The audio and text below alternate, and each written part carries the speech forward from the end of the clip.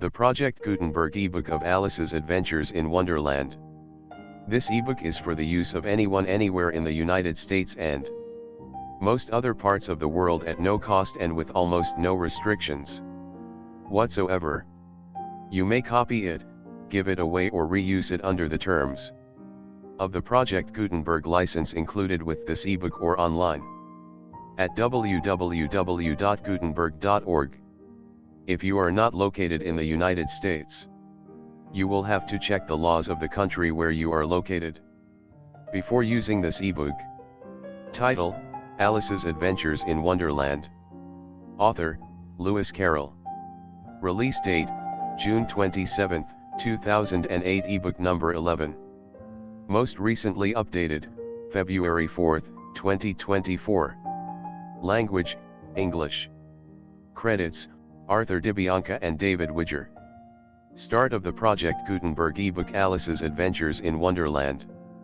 Alice's Adventures in Wonderland. By Lewis Carroll. The Millennium Fulcrum Edition 3.0. Contents. Chapter I. Down the Rabbit Hole. Chapter 2. The Pool of Tears. Chapter 3. A Caucus Race and a Long Tail. Chapter 4. The Rabbit Sends in a Little Bill. Chapter V. Advice from a Caterpillar. Chapter 6. Pig and Pepper. Chapter 7. A Mad Tea Party. Chapter 8. The Queen's Croquet Ground. Chapter 9. The Mock Turtle's Story. Chapter X. The Lobster Quadrille. Chapter 11. Who Stole the Tarts? Chapter 12. Alice's Evidence. Chapter I. Down the Rabbit Hole. Alice was beginning to get very tired of sitting by her sister on the bank, and of having nothing to do. Once or twice she had peeped into the book her sister was reading, but it had no pictures or conversations in it, and what is the use of a book, thought Alice, without pictures or conversations? So she was considering in her own mind, as well as she could, for the hot day made her feel very sleepy and stupid, whether the pleasure of making a daisy chain would be worth the trouble of getting up and picking the daisies. When suddenly a white rabbit with pink eyes ran close by her. There was nothing so very remarkable in that, nor did Alice think it so very much out of the way to hear the rabbit say to itself, "Oh dear, oh dear, I shall be late." When she thought it over afterwards, it occurred to her that she ought to have wondered at this, but at the time it all seemed quite natural. But when the rabbit actually took a watch out of its waistcoat pocket, and looked at it, and then hurried on, Alice started to her feet, for it flashed across her mind that she had never before seen a rabbit with either a waistcoat pocket, or a watch to take out of it, and, burning with curiosity, she ran across the field after it, and fortunately was just in time to see it pop down a large rabbit hole under the hedge. In another moment down went Alice after it, never once considering how in the world she was to get out again. The rabbit hole went straight on like a tunnel for some way, and then dipped suddenly down, so suddenly that Alice had not a moment to think about stopping herself before she found herself falling down a very deep well. Either the well was very deep, or she fell very slowly, for she had plenty of time as she went down to look about her and to wonder what was going to happen next. First, she tried to look down and make out what she was coming to, but it was too dark to see anything.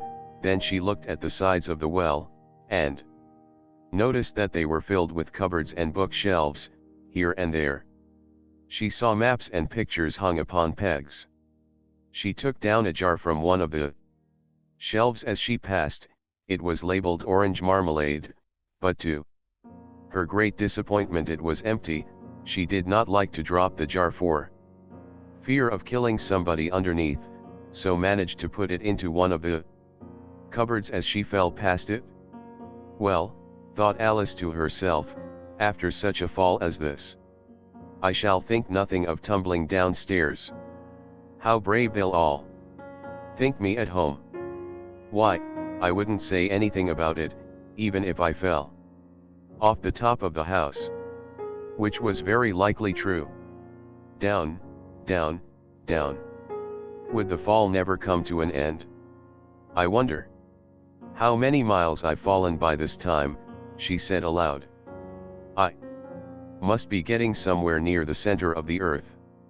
Let me see, that would be 4,000 miles down, I think, for, you see, Alice had learned several things of this sort in her lessons in the schoolroom, and though this was not a very good opportunity for showing off her knowledge, as there was no one to listen to her, still it was good practice to say it over. Yes, that's about the right distance, but then I wonder what latitude or longitude I've got to. Alice had no idea what latitude was, or longitude either, but thought they were nice grand words to say. Presently she began again. I wonder if I shall fall right through the earth. How funny it'll seem to come out among the people that walk with their heads downward. The antipathies, I think. She was rather glad there was no one listening, this time, as it didn't sound at all the right word, but I shall have to ask them what the name of the country is, you know. Please, ma'am, is this New Zealand? Or Australia? And she tried to curtsy as she spoke, fancy curtsying as you're falling through the air. Do you think you could manage it? And what an ignorant little girl she'll think me for asking. No, it'll never do to ask. Perhaps I shall see it written up somewhere. Down, down, down. There was nothing else to do, so Alice soon began talking again. Dinah'll miss me very much tonight, I should think. Dinah was the cat. I hope they'll remember her saucer of milk at tea time. Dinah, my dear, I wish you were down here with me. There are no mice in the air, I'm afraid, but you might catch a bat, and that's very like a mouse, you know. But do cats eat bats, I wonder?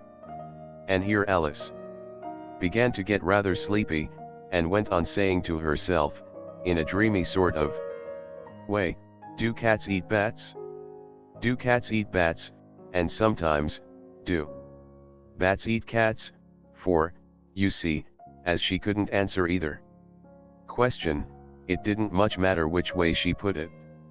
She felt that she was dozing off, and had just begun to dream that she was walking hand in hand with Dinah, and saying to her very earnestly, now, Dinah, tell me the truth, did you ever eat a bat, when suddenly, thump, thump, down she came upon a heap of sticks and dry leaves, and the fall was over. Alice was not a bit hurt, and she jumped up onto her feet in a moment. She looked up, but it was all dark overhead. Before her was another long passage, and the white rabbit was still in sight, hurrying down it. There was not a moment to be lost. Away went Alice like the wind, and was just in time to hear it say, as it turned a corner, oh my ears and whiskers, how late it's getting. She was close behind it when she turned the corner, but the rabbit was no longer to be seen. She found herself in a long, low hall, which was lit up by a row of lamps hanging from the roof.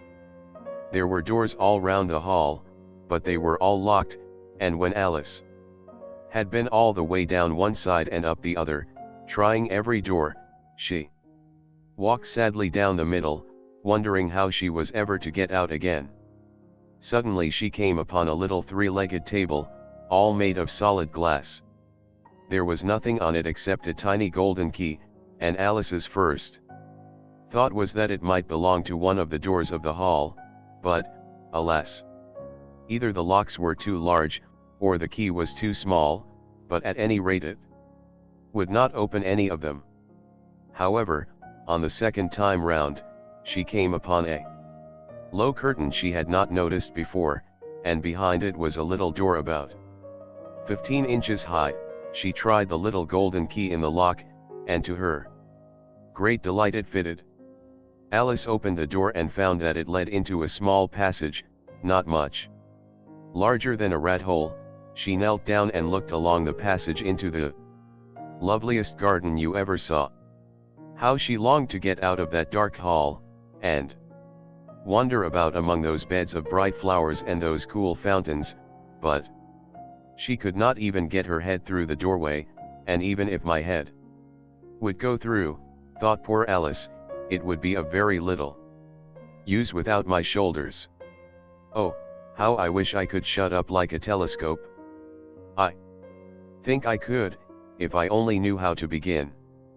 For, you see, so many out of the way things had happened lately, that Alice had begun to think that very few things indeed were really impossible. There seemed to be no use in waiting by the little door, so she went back to the table, half hoping she might find another key on it, or at any rate a book of rules for shutting people up like telescopes. This time she found a little bottle on it, which certainly was not here before, said Alice. And round the neck of the bottle was a paper label, with the words "Drink Me" beautifully printed on it in large letters. It was all very well to say "Drink me," but the wise little Alice was not going to do that in a hurry. "No, I'll look first," she said, "and see whether it's marked poison or not," for she had read several nice little histories about children who had got burnt, and eaten up by wild beasts and other unpleasant things, all because they would not remember the simple rules their friends had taught them, such as, that a red-hot poker will burn you if you hold it too long, and that if you cut your finger very deeply with a knife, it usually bleeds, and she had never forgotten that, if you drink much from a bottle marked poison, it is almost certain to disagree with you, sooner or later. However, this bottle was not marked poison, so Alice ventured to taste it, and finding it very nice, it had, in fact, a sort of mixed flavor of cherry tart, custard, pineapple, roast turkey, toffee, and hot buttered toast. She very soon finished it off. Asterisk asterisk asterisk asterisk asterisk asterisk asterisk asterisk asterisk asterisk asterisk asterisk asterisk asterisk asterisk asterisk asterisk asterisk asterisk asterisk. What a curious feeling, said Alice, I must be shutting up like a telescope. And so it was indeed. She was now only 10 inches high, and her face brightened up at the thought that she was now the right size for going through the little door into that lovely garden. First, however, she waited for a few minutes to see if she was going to shrink any further. She felt a little nervous about this, for it might end, you know, said Alice to herself, in my going out altogether, like a candle. I wonder what I should be like then. And she tried to fancy what the flame of a candle is like after the candle is blown out, for she could not remember ever having seen such a thing. After a while, finding that nothing more happened, she decided on going into the garden at once, but, alas for poor Alice. When she got to the door, she found she had forgotten the little golden key, and when she went back to the table for it, she found she could not possibly reach it. She could see it quite plainly through the glass, and she tried her best to climb up one of the legs of the table, but it was too slippery, and when she had tired herself out with trying, the poor little thing sat down and cried. Come, there's no use in crying like that, said Alice to herself, rather sharply, I advise you to leave off this minute. She generally gave herself very good advice, though she very seldom followed it, and sometimes she scolded herself so severely as to bring tears into her eyes, and once she remembered trying to box her own ears for having cheated herself in a game of croquet she was playing against herself, for this curious child was very fond of pretending to be two people. But it's no use now, thought poor Alice, to pretend to be two people. Why? There's hardly enough of me left to make one respectable person. Soon her eye fell on a little glass box that was lying under the table. She opened it, and found in it a very small cake, on which the words "Eat me" were beautifully marked in currants. "Well, I'll eat it," said Alice, "and if it makes me grow larger, I can reach the key, and if it makes me grow smaller, I can creep under the door, so either way I'll get into the garden, and I don't care which happens." She ate a little bit, and said anxiously to herself, "Which way? Which way?" holding her hand on the top of her head to feel which way it was growing, and she was quite surprised to find that she remained the same size. To be sure, this generally happens when one eats cake, but Alice had got so much into the way of expecting nothing but out of the way things to happen, that it seemed quite dull and stupid for life to go on in the common way. So she set to work, and very soon finished off the cake. Asterisk asterisk asterisk asterisk asterisk asterisk asterisk asterisk asterisk asterisk asterisk asterisk asterisk asterisk asterisk asterisk asterisk asterisk asterisk asterisk. Chapter 2. The Pool of Tears. Curiouser and curiouser, cried Alice.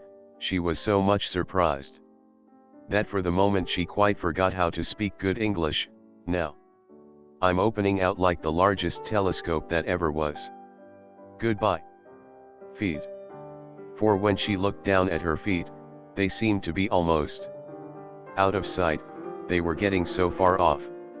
"Oh, my poor little feet, I wonder who will put on your shoes and stockings for you now, dears.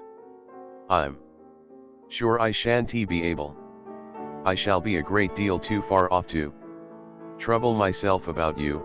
You must manage the best way you can, but I must be kind to them," thought Alice, "or perhaps they won't walk the way I want to go. Let me see, I'll give them a new pair of boots every Christmas." And she went on planning to herself how she would manage it.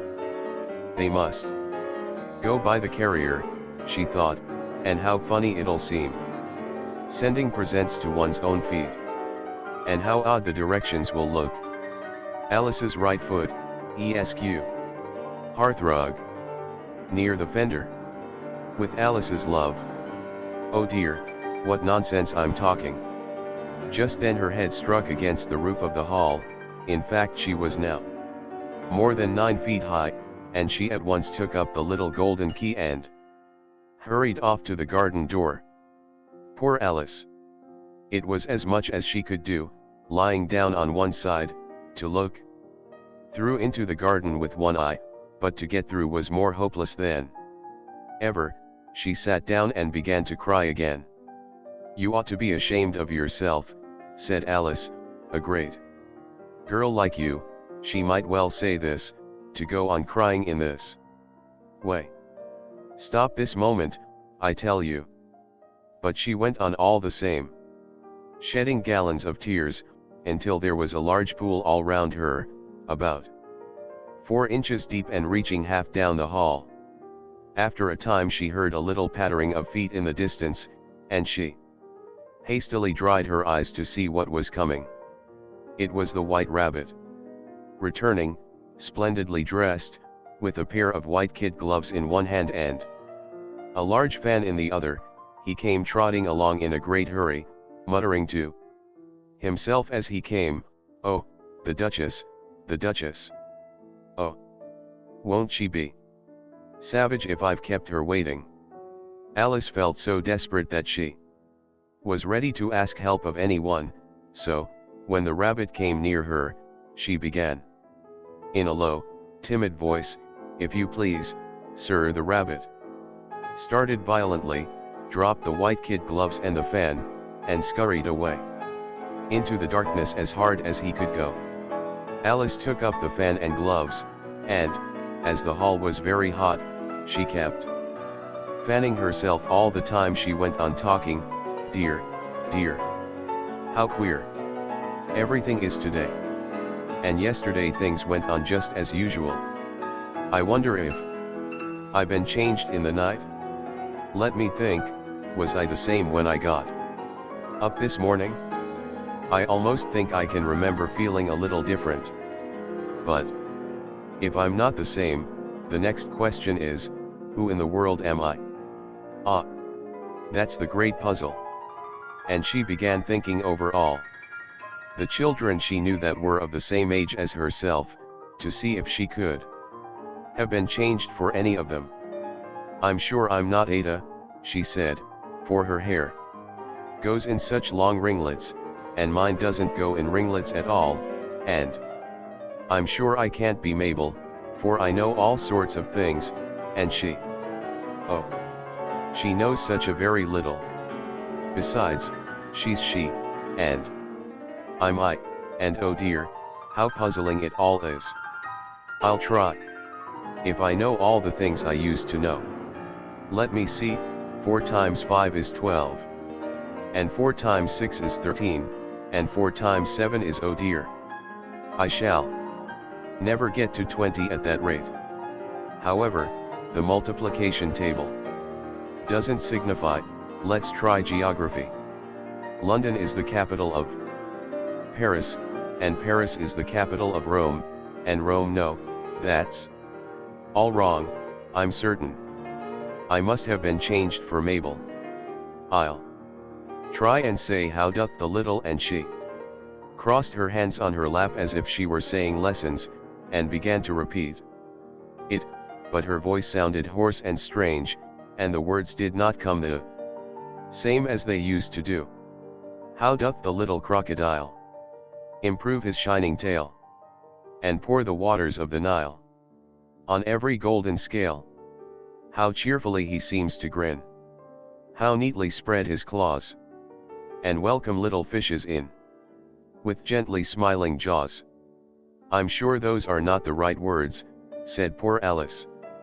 And her eyes filled with tears again as she went on, I must be Mabel, after all, and I shall have to go and live in that poky little house, and have next to no toys to play with, and oh, ever so many lessons to learn. No. I've made up my mind about it. If I'm Mabel, I'll stay down here. It'll be no use their putting their heads down and saying, come up again, dear. I shall only look up and say, who am I? Then tell me that first, and then, if I like being that person, I'll come up. If not, I'll stay down here till I'm somebody else. But, oh dear, cried Alice, with a sudden burst of tears, I do wish they would put their heads down. I am so very tired of being all alone here. As she said this, she looked down at her hands, and was surprised to see that she had put on one of the rabbit's little white kid gloves while she was talking. How can I have done that, she thought. I must be growing small again.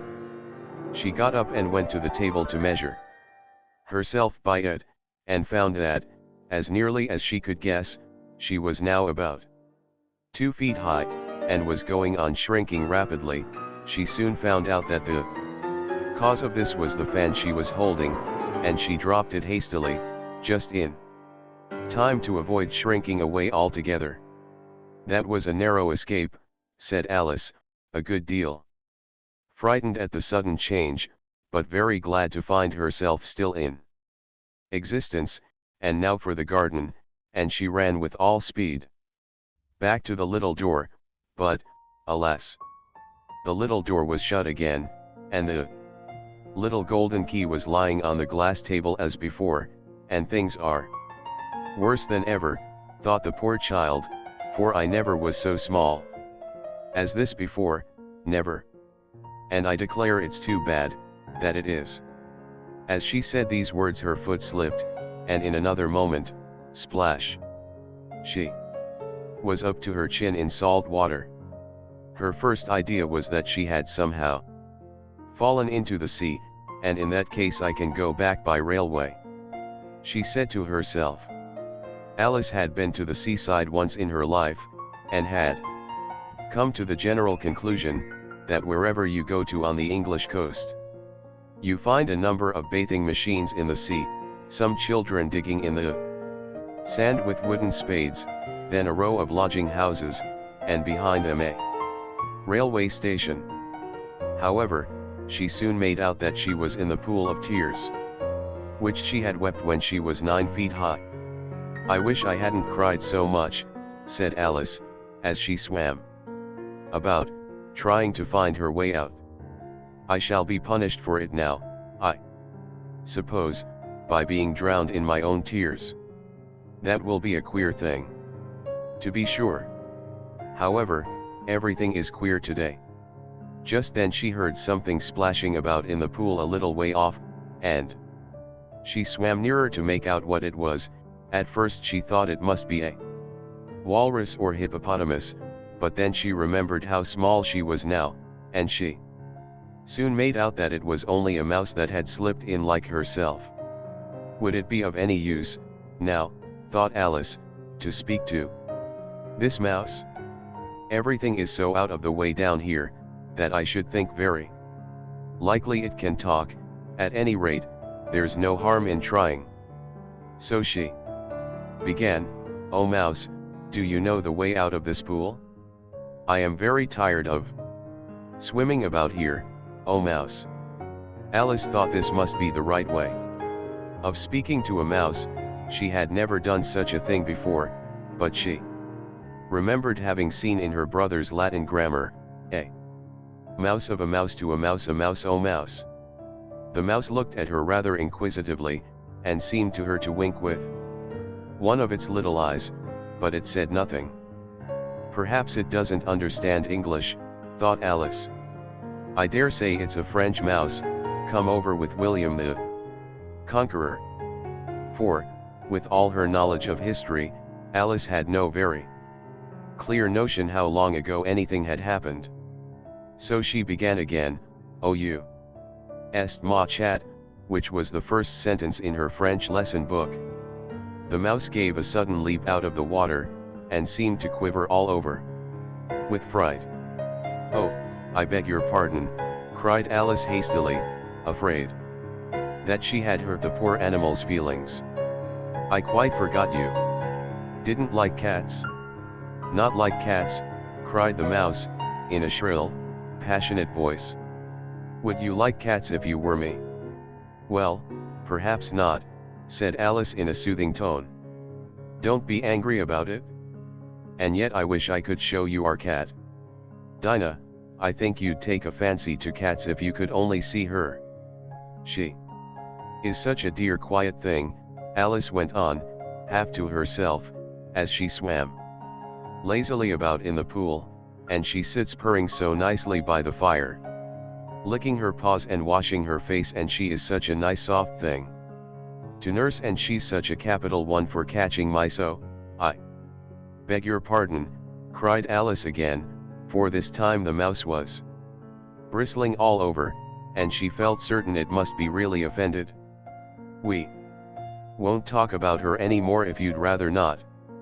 "We indeed," cried the mouse, who was trembling down to the end of his tail. "As if I would talk on such a subject. Our family always hated cats, nasty, low, vulgar things. Don't let me hear the name again." "I won't indeed," said Alice, in a great hurry to change the subject of conversation. Are you fond of dogs?" The mouse did not answer, so Alice went on eagerly, "There is such a nice little dog near our house I should like to show you. A little bright-eyed terrier, you know, with such long curly brown hair. And it'll fetch things when you throw them, and it'll sit up and beg for its dinner, and all sorts of things I can't remember half of them, and it belongs to a farmer, you know, and he says it's so useful, it's worth £100. He says it kills all the rats. And oh dear, cried Alice in a sorrowful tone, "I'm afraid I've offended it again." For the mouse was swimming away from her as hard as it could go, and making quite a commotion in the pool as it went. So she called softly after it, "Mouse dear, do come back again, and we won't talk about cats or dogs either, if you don't like them." When the mouse heard this, it turned round and swam slowly back to her.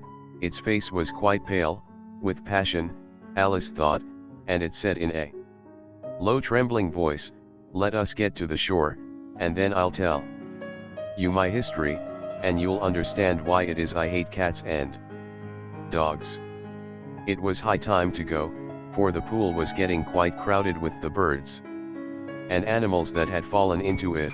There were a duck and a dodo, a lory and an eaglet, and several other curious creatures. Alice led the way, and the whole party swam to the shore. Chapter 3. A Caucus Race and a Long Tail. They were indeed a queer-looking party that assembled on the bank, the birds with draggled feathers, the animals with their fur clinging close to them, and all dripping wet, cross, and uncomfortable. The first question of course was, how to get dry again. They had a consultation about this, and after a few minutes it seemed quite natural to Alice to find herself talking familiarly with them, as if she had known them all her life. Indeed, she had quite a long argument with the lory, who at last turned sulky, and would only say, "I am older than you, and must know better." And this Alice would not allow without knowing how old it was, and, as the lory positively refused to tell its age, there was no more to be said. At last the mouse, who seemed to be a person of authority among them, called out, "Sit down, all of you, and listen to me. I'll soon make you dry enough." They all sat down at once, in a large ring, with the mouse in the middle. Alice kept her eyes anxiously fixed on it, for she felt sure she would catch a bad cold if she did not get dry very soon. "Ahem," said the mouse with an important air, "are you all ready? This is the driest thing I know. Silence all round, if you please." William the Conqueror, whose cause was favored by the Pope, was soon submitted to by the English, who wanted leaders, and had been of late much accustomed to usurpation and conquest. Edwin and Morcar, the Earls of Mercia and Northumbria. "Ugh," said the lory, with a shiver. "I beg your pardon," said the mouse, frowning, but very politely. "Did you speak?" "Not I," said the lory hastily. "I thought you did," said the mouse. "I proceed." Edwin and Morcar, the Earls of Mercia and Northumbria, declared for him. And even Stigand, the patriotic Archbishop of Canterbury, found it advisable. "Found what?" said the duck. "Found it," the mouse replied rather crossly, "of course you know what it means." "I know what it means well enough. When I find a thing," said the duck, "it's generally a frog or a worm. The question is, what did the Archbishop find?" The mouse did not notice this question, but hurriedly went on. "Found it advisable to go with Edgar Atheling to meet William and offer him the crown. William's conduct at first was moderate, but the insolence of his Normans. How are you getting on now, my dear?" it continued, turning to Alice as it spoke. "As wet as ever," said Alice in a melancholy tone. "It doesn't seem to dry me at all." "In that case," said the dodo solemnly, rising to its feet, "I move that the meeting adjourn, for the immediate adoption of more energetic remedies." "Speak English," said the eaglet. "I don't know the meaning of half those long words, and, what's more, I don't believe you do either." And the eaglet bent down its head to hide a smile. Some of the other birds tittered audibly. "What I was going to say," said the dodo in an offended tone. Was, that the best thing to get us dry would be a caucus race. What is a caucus race, said Alice, not that she wanted much to know, but the dodo had paused as if it thought that somebody ought to speak, and no one else seemed inclined to say anything. Why, said the dodo, the best way to explain it is to do it. And, as you might like to try the thing yourself, some winter day. I will tell you how the dodo managed it. First it marked out a race course, in a sort of circle, the exact shape doesn't matter, it said, and then all the party were placed along the course, here and there. There was no 1, 2, 3, and away, but they began running when they liked, and left off when they liked, so that it was not easy to know when the race was over. However, when they had been running half an hour or so, and were quite dry again, the dodo suddenly called out, "The race is over," and they all crowded round it, panting, and asking, "But who has won?" This question the dodo could not answer without a great deal of thought, and it sat for a long time with one finger pressed upon its forehead, the position in which you usually see Shakespeare, in the pictures of him, while the rest waited in silence. At last the dodo said, "Everybody has won, and all must have prizes. But who is to give the prizes?" Quite a chorus of voices asked. "Why, she, of course," said the dodo, pointing to Alice with one finger, and the whole party at once crowded round her, calling out in a confused way, "Prizes! Prizes!" Alice had no idea what to do, and in despair she put her hand in her pocket and pulled out a box of comfits, luckily the salt water had not got into it, and handed them round as prizes. There was exactly one apiece, all round. "But she must have a prize herself, you know," said the mouse. "Of course," the dodo replied very gravely. "What else have you got in your pocket?" he went on, turning to Alice. "Only a thimble," said Alice sadly. "Hand it over here," said the dodo. Then they all crowded round her once more, while the dodo solemnly presented the thimble, saying, "We beg your acceptance of this elegant thimble," and, when it had finished this short speech, they all cheered. Alice thought the whole thing very absurd, but they all looked so grave that she did not dare to laugh, and, as she could not think of anything to say, she simply bowed, and took the thimble, looking as solemn as she could. The next thing was to eat the comfits. This caused some noise and confusion, as the large birds complained that they could not taste theirs, and the small ones choked and had to be patted on the back. However, it was over at last, and they sat down again in a ring, and begged the mouse to tell them something more. "You promised to tell me your history, you know," said Alice. "And why it is you hate C and D," she added in a whisper, half afraid that it would be offended again. "Mine is a long and a sad tale," said the mouse, turning to Alice, and sighing. "It is a long tale, certainly," said Alice, looking down with wonder at the mouse's tail, "but why do you call it sad?" And she kept on puzzling about it while the mouse was speaking, so that her idea of the tale was something like this. Fury said to a mouse, that he met in the house, "Let us both go to law, I will prosecute. You come. I'll take no denial, we must have a trial, for really this morning I've nothing to do," said the mouse to the cur, "such a trial, dear sir, with no jury or judge, would be wasting our breath. I'll be judge, I'll Be jury. Said. Cunning. Old fury. I'll try the whole cause and condemn you to death.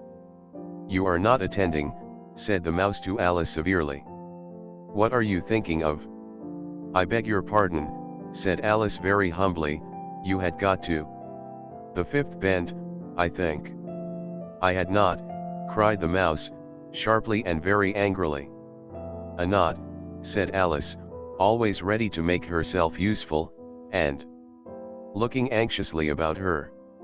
Oh, do let me help to undo it. I shall do nothing of the sort, said the mouse, getting up and walking away. You insult me by talking such nonsense. I didn't mean it, pleaded poor Alice. But you're so easily offended, you know. The mouse only growled in reply. Please come back and finish your story. Alice called after it. And the others all joined in chorus, yes, please do, but the mouse only shook its head impatiently, and walked a little quicker. What a pity it wouldn't stay, sighed the lorry, as soon as it was quite out of sight, and an old crab took the opportunity of saying to her daughter, ah, my dear, let this be a lesson to you never to lose your temper. Hold your tongue, ma, said the young crab, a little snappishly. You're enough to try the patience of an oyster. I wish I had our Dinah here, I know I do, said Alice aloud. Addressing nobody in particular. She'd soon fetch it back. And who is Dinah, if I might venture to ask the question, said the lorry. Alice replied eagerly, for she was always ready to talk about her pet. Dinah's our cat. And she's such a capital one for catching mice you can't think. And oh, I wish you could see her after the birds. Why, she'll eat a little bird as soon as look at it. This speech caused a remarkable sensation among the party. Some of the birds hurried off at once. One old magpie began wrapping itself up very carefully, remarking, I really must be getting home, the night air doesn't suit my throat, and a canary called out in a trembling voice to its children, come away, my dears. It's high time you were all in bed. On various pretexts they all moved off, and Alice was soon left alone. I wish I hadn't mentioned Dinah, she said to herself in a melancholy tone. Nobody seems to like her, down here, and I'm sure she's the best cat in the world. Oh, my dear Dinah. I wonder if I shall ever see you any more. And here poor Alice began to cry again, for she felt very lonely and low-spirited. In a little while, however, she again heard a little pattering of footsteps in the distance, and she looked up eagerly, half hoping that the mouse had changed his mind, and was coming back to finish his story. Chapter 4. The rabbit sends in a little bill. It was the white rabbit, trotting slowly back again, and looking anxiously about as it went, as if it had lost something, and she heard it muttering to itself, the Duchess. The Duchess. Oh my dear paws. Oh my fur and whiskers. She'll get me executed, as sure as ferrets are ferrets. Where can I have dropped them, I wonder?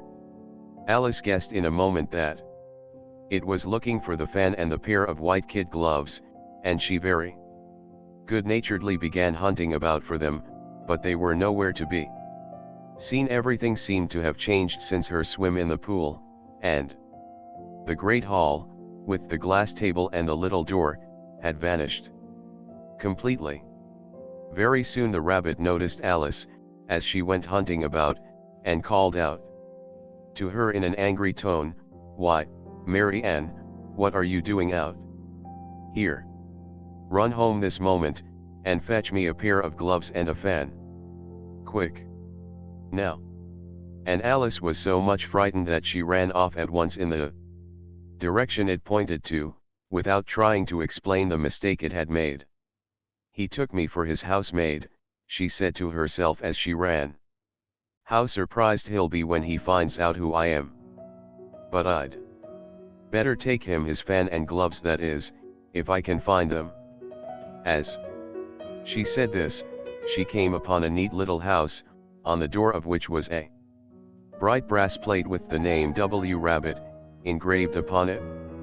She went in without knocking, and hurried upstairs, in great fear lest she should meet the real Mary Ann, and be turned out of the house before she had found the fan and gloves. "How queer it seems," Alice said to herself, "to be going messages for a rabbit. I suppose Dinah'll be sending me on messages next." And she began fancying the sort of thing that would happen. "Miss Alice, come here directly, and get ready for your walk. Coming in a minute, nurse. But I've got to see that the mouse doesn't get out. Only I don't think," Alice went on, "that they'd let Dinah stop in the house if it began ordering people about like that." By this time she had found her way into a tidy little room with a table in the window, and on it, as she had hoped, a fan and 2 or 3 pairs of tiny white kid gloves. She took up the fan and a pair of the gloves, and was just going to leave the room, when her eye fell upon a little bottle that stood near the looking glass. There was no label this time with the words "drink me," but nevertheless she uncorked it and put it to her lips. "I know something interesting is sure to happen," she said to herself, "whenever I eat or drink anything, so I'll just see what this bottle does. I do hope it'll make me grow large again, for really, I'm quite tired of being such a tiny little thing." It did so indeed, and much sooner than she had expected. Before she had drunk half the bottle, she found her head pressing against the ceiling, and had to stoop to save her neck from being broken. She hastily put down the bottle, saying to herself, "That's quite enough. I hope I shan't grow any more as it is. I can't get out at the door. I do wish I hadn't drunk quite so much." Alas! It was too late to wish that. She went on growing, and very soon had to kneel down on the floor. In another minute there was not even room for this, and she tried the effect of lying down with one elbow against the door, and the other arm curled round her head. Still she went on growing, and, as a last resource, she put one arm out of the window, and one foot up the chimney, and said to herself, "Now I can do no more, whatever happens. What will become of me?" Luckily for Alice, the little magic bottle had now had its full effect, and she grew no larger. Still it was very uncomfortable, and, as there seemed to be no sort of chance of her ever getting out of the room again, no wonder she felt unhappy. It was much pleasanter at home, thought poor Alice, when one wasn't always growing larger and smaller, and being ordered about by mice and rabbits. "I almost wish I hadn't gone down that rabbit hole, and yet it's rather curious, you know, this sort of life. I do wonder what can have happened to me. When I used to read fairy tales, I fancied that kind of thing never happened, and now here I am in the middle of one. There ought to be a book written about me. That there ought. And when I grow up, I'll write one, but I'm grown up now," she added in a sorrowful tone. "At least there's no room to grow up any more here. But then," thought Alice, "shall I never get any older than I am now? That'll be a comfort, one way never to be an old woman, but then always to have lessons to learn. Oh, I shouldn't like that." "Oh, you foolish Alice," she answered herself. "How can you learn lessons in here? Why, there's hardly room for you, and no room at all for any lesson books. And so she went on, taking first one side and then the other, and making quite a conversation of it all together, but after a few minutes she heard a voice outside, and stopped to listen. "Mary Ann. Mary Ann," said the voice. "Fetch me my gloves." This moment. Then came a little pattering of feet on the stairs. Alice knew it was the rabbit coming to look for her, and she trembled till she shook the house, quite forgetting that she was now about 1,000 times as large as the rabbit, and had no reason to be afraid of it. Presently the rabbit came up to the door, and tried to open it, but, as the door opened inwards, and Alice's elbow was pressed hard against it, that attempt proved a failure. Alice heard it say to itself, "Then I'll go round and get in at the window." "That you won't," thought Alice, and, after waiting till she fancied she heard the rabbit just under the window, she suddenly spread out her hand, and made a snatch in the air. She did not get hold of anything, but she heard a little shriek and a fall, and a crash of broken glass, from which she concluded that it was just possible it had fallen into a cucumber frame, or something of the sort. Next came an angry voice, the rabbit's: "Pat! Pat! Where are you?" And then a voice she had never heard before: "Sure then. I'm here. Digging for apples, your honor." "Digging for apples, indeed," said the rabbit angrily. "Here. Come and help me out of this." Sounds of more broken glass. "Now tell me, Pat, what's that in the window?" "Sure, it's an arm, your honor." He pronounced it. "Arum. An arm, you goose. Who ever saw one that size? Why, it fills the whole window." "Sure, it does, your honor, but it's an arm for all that." "Well, it's got no business there. At any rate, go and take it away." There was a long silence after this, and Alice could only hear whispers now and then, such as, "Sure, I don't like it, your honor, at all, at all. Do as I tell you, you coward," and at last she spread out her hand again, and made another snatch in the air. This time there were 2 little shrieks, and more sounds of broken glass. "What a number of cucumber frames there must be," thought Alice. "I wonder what they'll do next. As for pulling me out of the window, I only wish they could. I'm sure I don't want to stay in here any longer." She waited for some time without hearing anything more. At last came a rumbling of little cartwheels, and the sound of a good many voices all talking together. She made out the words, "Where's the other ladder? Why, I hadn't to bring but one. Bill's got the other bill. Fetch it.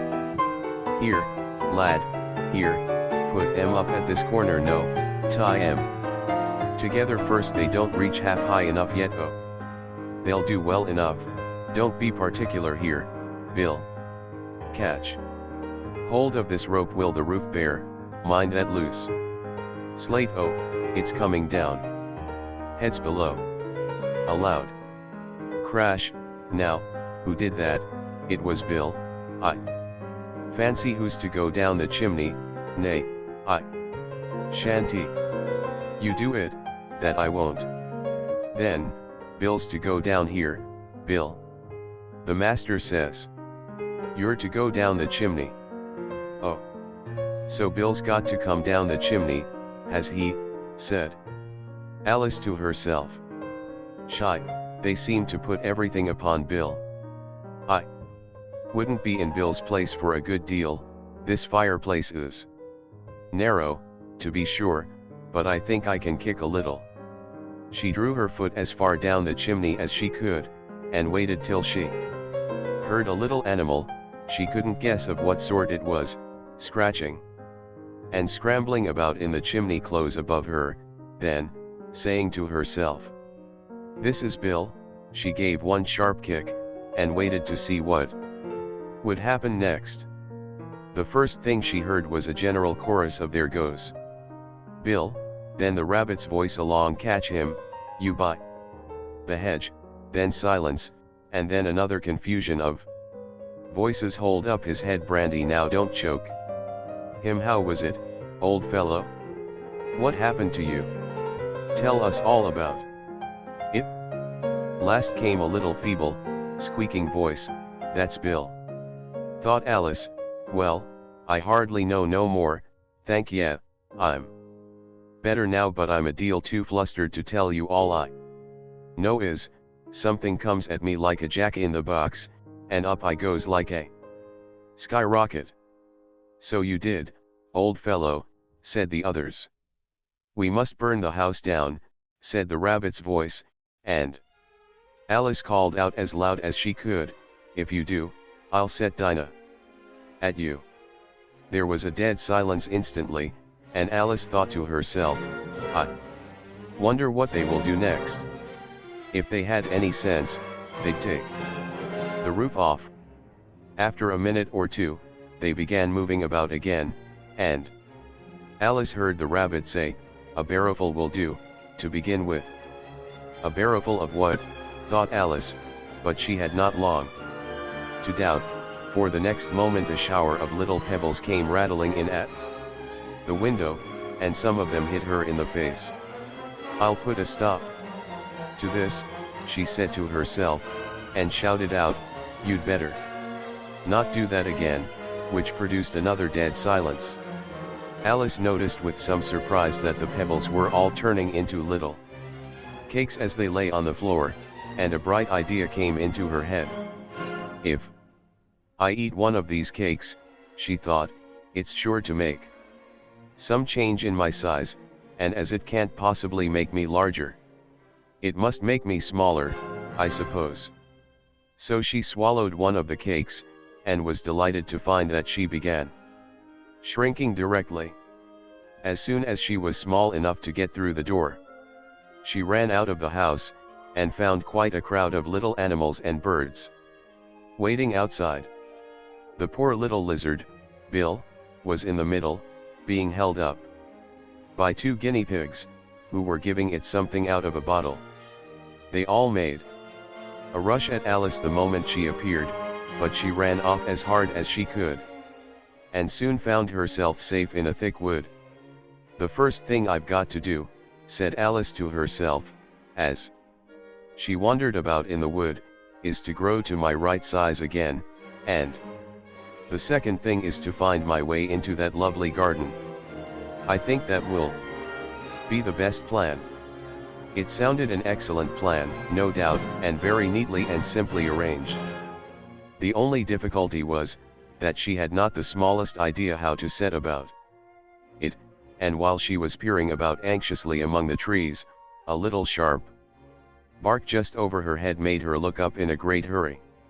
An enormous puppy was looking down at her with large round eyes, and feebly stretching out one paw, trying to touch her.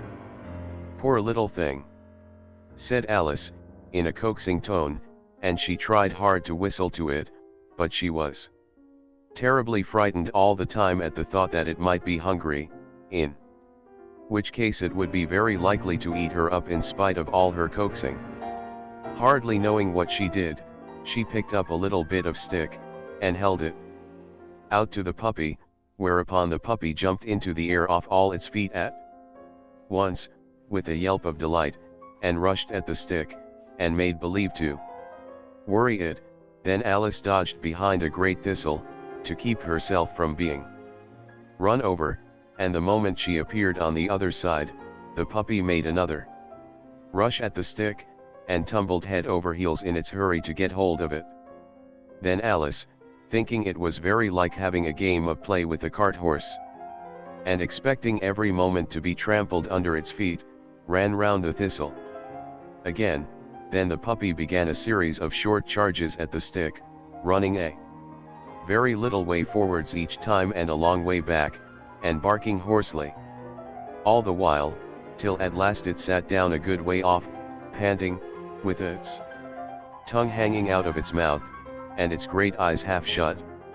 This seemed to Alice a good opportunity for making her escape, so she set off at once, and ran till she was quite tired and out of breath, and till the puppy's bark sounded quite faint in the distance.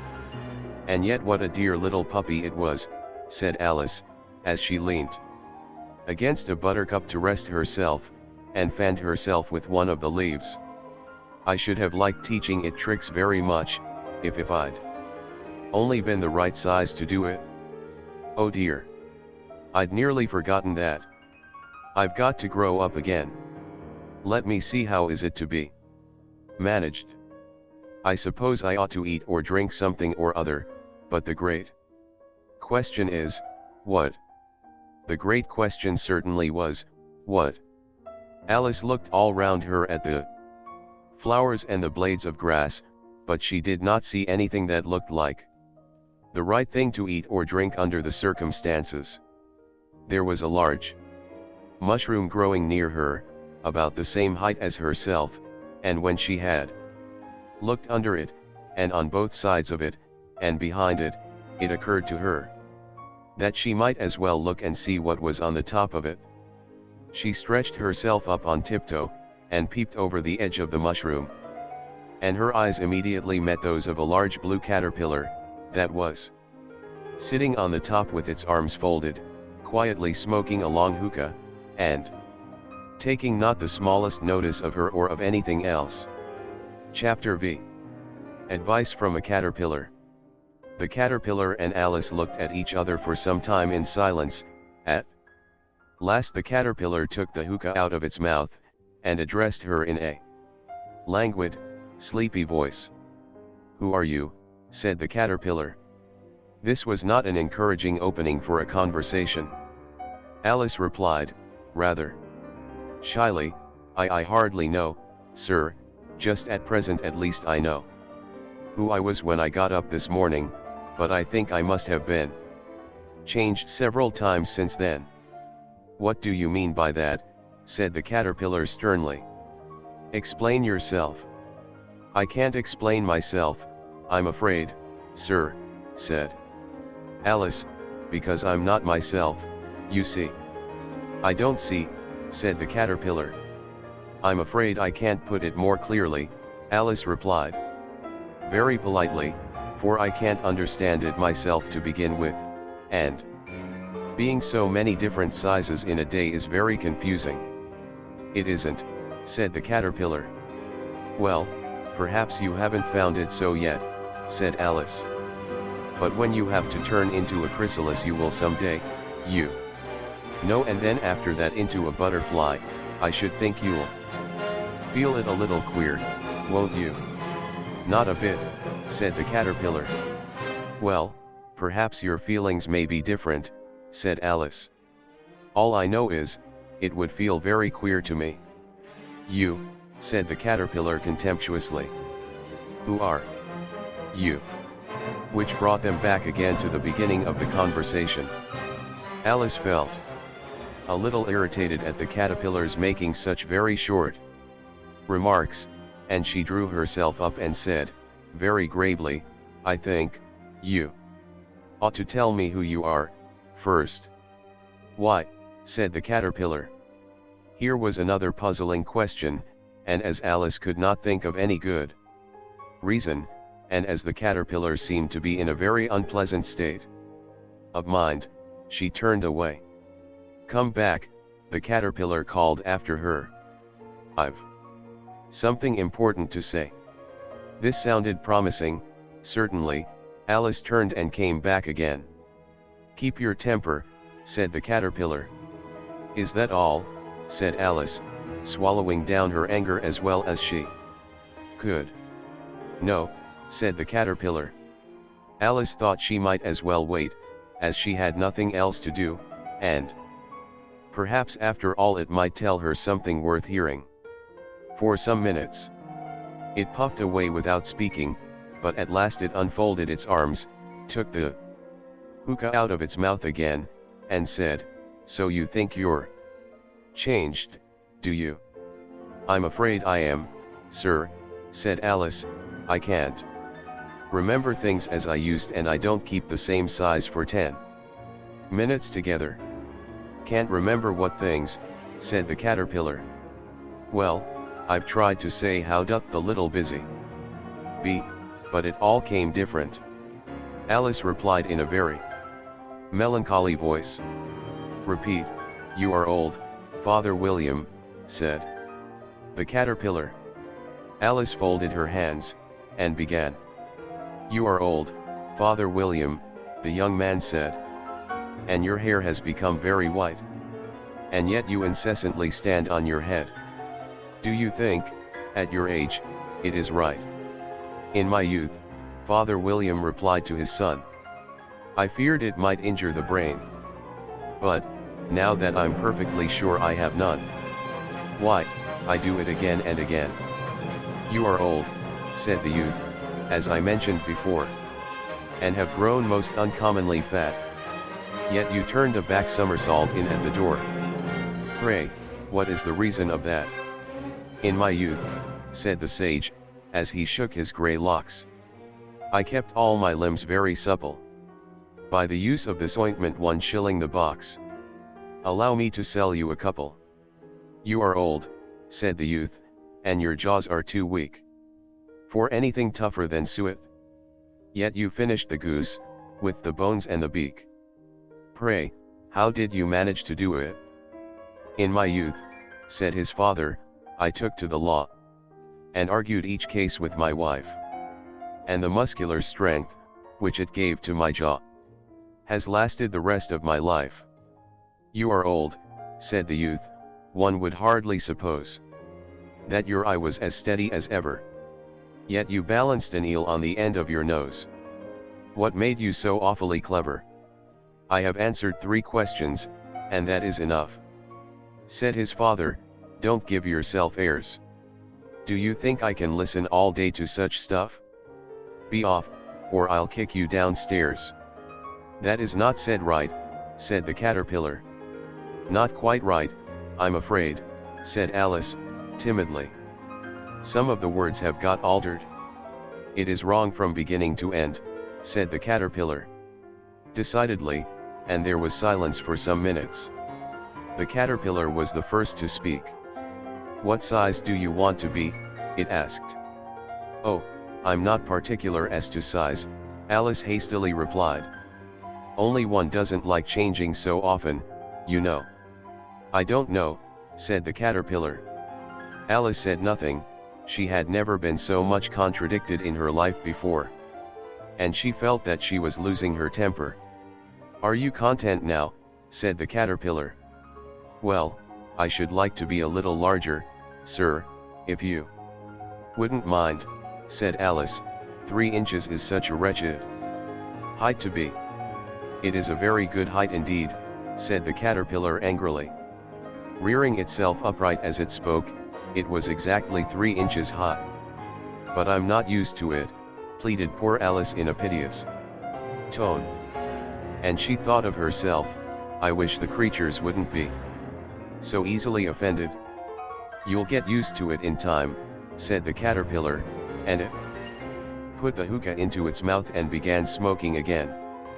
This time Alice waited patiently until it chose to speak again. In a minute or 2 the caterpillar took the hookah out of its mouth and yawned once or twice, and shook itself. Then it got down off the mushroom, and crawled away in the grass, merely remarking as it went, one side will make you grow taller, and the other side will make you grow shorter. One side of what? The other side of what? Thought Alice to herself. Of the mushroom, said the caterpillar, just as if she had asked it aloud, and in another moment it was out of sight. Alice remained looking thoughtfully at the mushroom for a minute, trying to make out which were the 2 sides of it, and as it was perfectly round, she found this a very difficult question. However, at last she stretched her arms round it as far as they would go, and broke off a bit of the edge with each hand. And now which is which, she said to herself, and nibbled a little.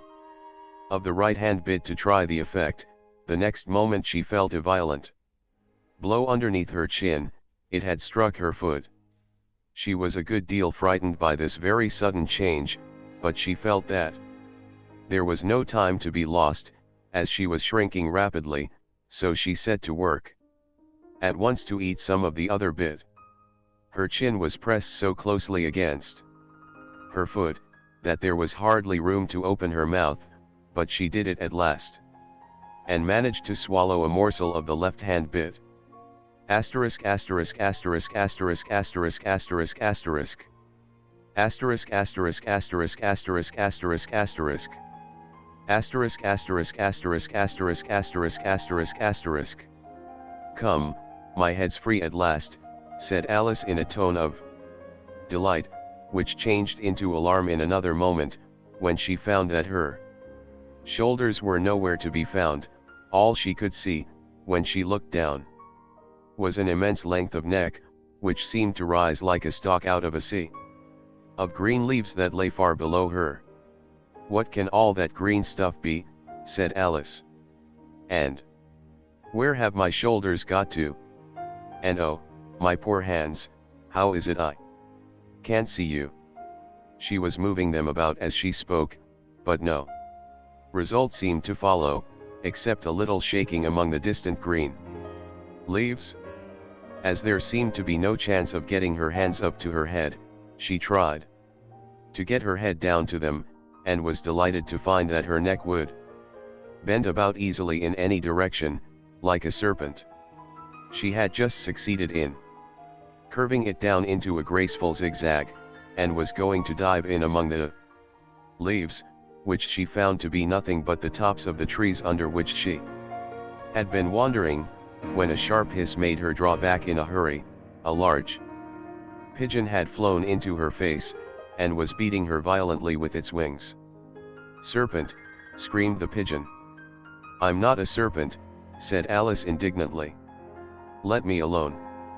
Serpent, I say again, repeated the pigeon, but in a more subdued tone, and added with a kind of sob, I've tried every way, and nothing seems to suit them. I haven't the least idea what you're talking about, said Alice. I've tried the roots of trees, and I've tried banks, and I've tried hedges, the pigeon went on, without attending to her. But those serpents, there's no pleasing them. Alice was more and more puzzled, but she thought there was no use in saying anything more till the pigeon had finished. As if it wasn't trouble enough hatching the eggs, said the pigeon, but I must be on the lookout for serpents night and day. Why, I haven't had a wink of sleep these 3 weeks. I'm very sorry you've been annoyed, said Alice, who was beginning to see its meaning. And just as I'd taken the highest tree in the wood, continued the pigeon, raising its voice to a shriek, and just as I was thinking I should be free of them at last, they must needs come wriggling down from the sky. Ugh, serpent. But I'm not a serpent, I tell you, said Alice. I may. Well, what are you, said the pigeon. I can see you're trying to invent something. I'm a little girl, said Alice, rather doubtfully, as she remembered the number of changes she had gone through that day. A likely story indeed, said the pigeon in a tone of the deepest contempt.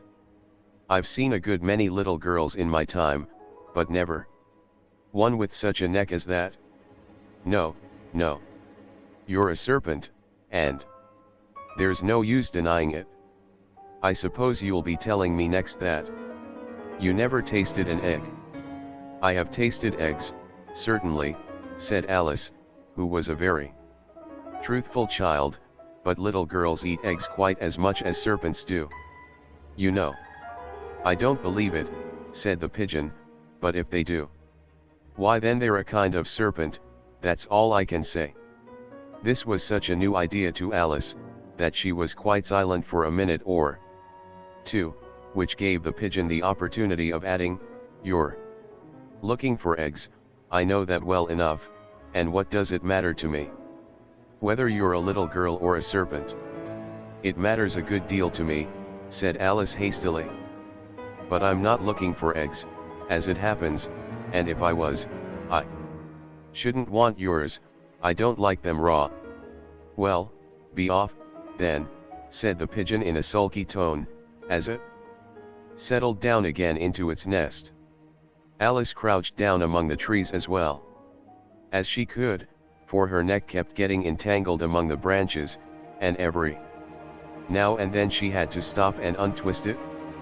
After a while she remembered that she still held the pieces of mushroom in her hands, and she set to work very carefully, nibbling first at one and then at the other, and growing sometimes taller and sometimes shorter, until she had succeeded in bringing herself down to her usual height.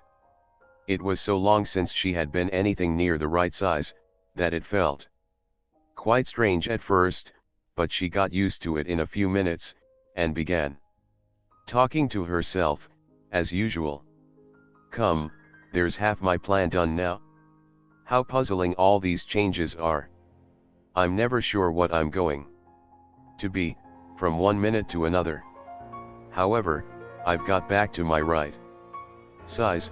The next thing is, to get into that beautiful garden. How is that to be done, I wonder? As she said this, she came suddenly upon an open place, with a little house in it about 4 feet high. Whoever lives there, thought Alice, it'll never do to come upon them this size. Why, I should frighten them out of their wits. So she began nibbling at the right-hand bit again, and did not venture to go near the house till she had brought herself down to 9 inches high. Chapter 6. Pig and Pepper. For a minute or two she stood looking at the house, and wondering what to do next, when suddenly a footman in livery came running out of the wood. She considered him to be a footman because he was in livery, otherwise, judging by his face only, she would have called him a fish, and rapped loudly at the door with his knuckles. It was opened by another footman in livery, with a round face, and large eyes like a frog, and both footmen, Alice noticed, had powdered hair that curled all over their heads. She felt very curious to know what it was all about, and crept a little way out of the wood to listen. The fish footman began by producing from under his arm a great letter, nearly as large as himself, and this he handed over to the other, saying, in a solemn tone, for the Duchess. An invitation from the Queen to play croquet. The frog footman repeated, in the same solemn tone, only changing the order of the words a little, from the Queen. An invitation for the Duchess to play croquet.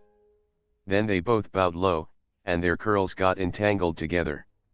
Alice laughed so much at this, that she had to run back into the wood for fear of their hearing her, and when she next peeped out the fish footman was gone, and the other was sitting on the ground near the door, staring stupidly up into the sky. Alice went timidly up to the door, and knocked. There's no sort of use in knocking, said the footman. And that for 2 reasons. First, because I'm on the same side of the door as you are, secondly, because they're making such a noise inside, no one could possibly hear you. And certainly there was a most extraordinary noise going on within, a constant howling and sneezing, and every now and then a great crash, as if a dish or kettle had been broken to pieces. Please, then, said Alice, how am I to get in? There might be some sense in your knocking, the footman went on, without attending to her, if we had the door between us. For instance, if you were inside, you might knock, and I could let you out. You know.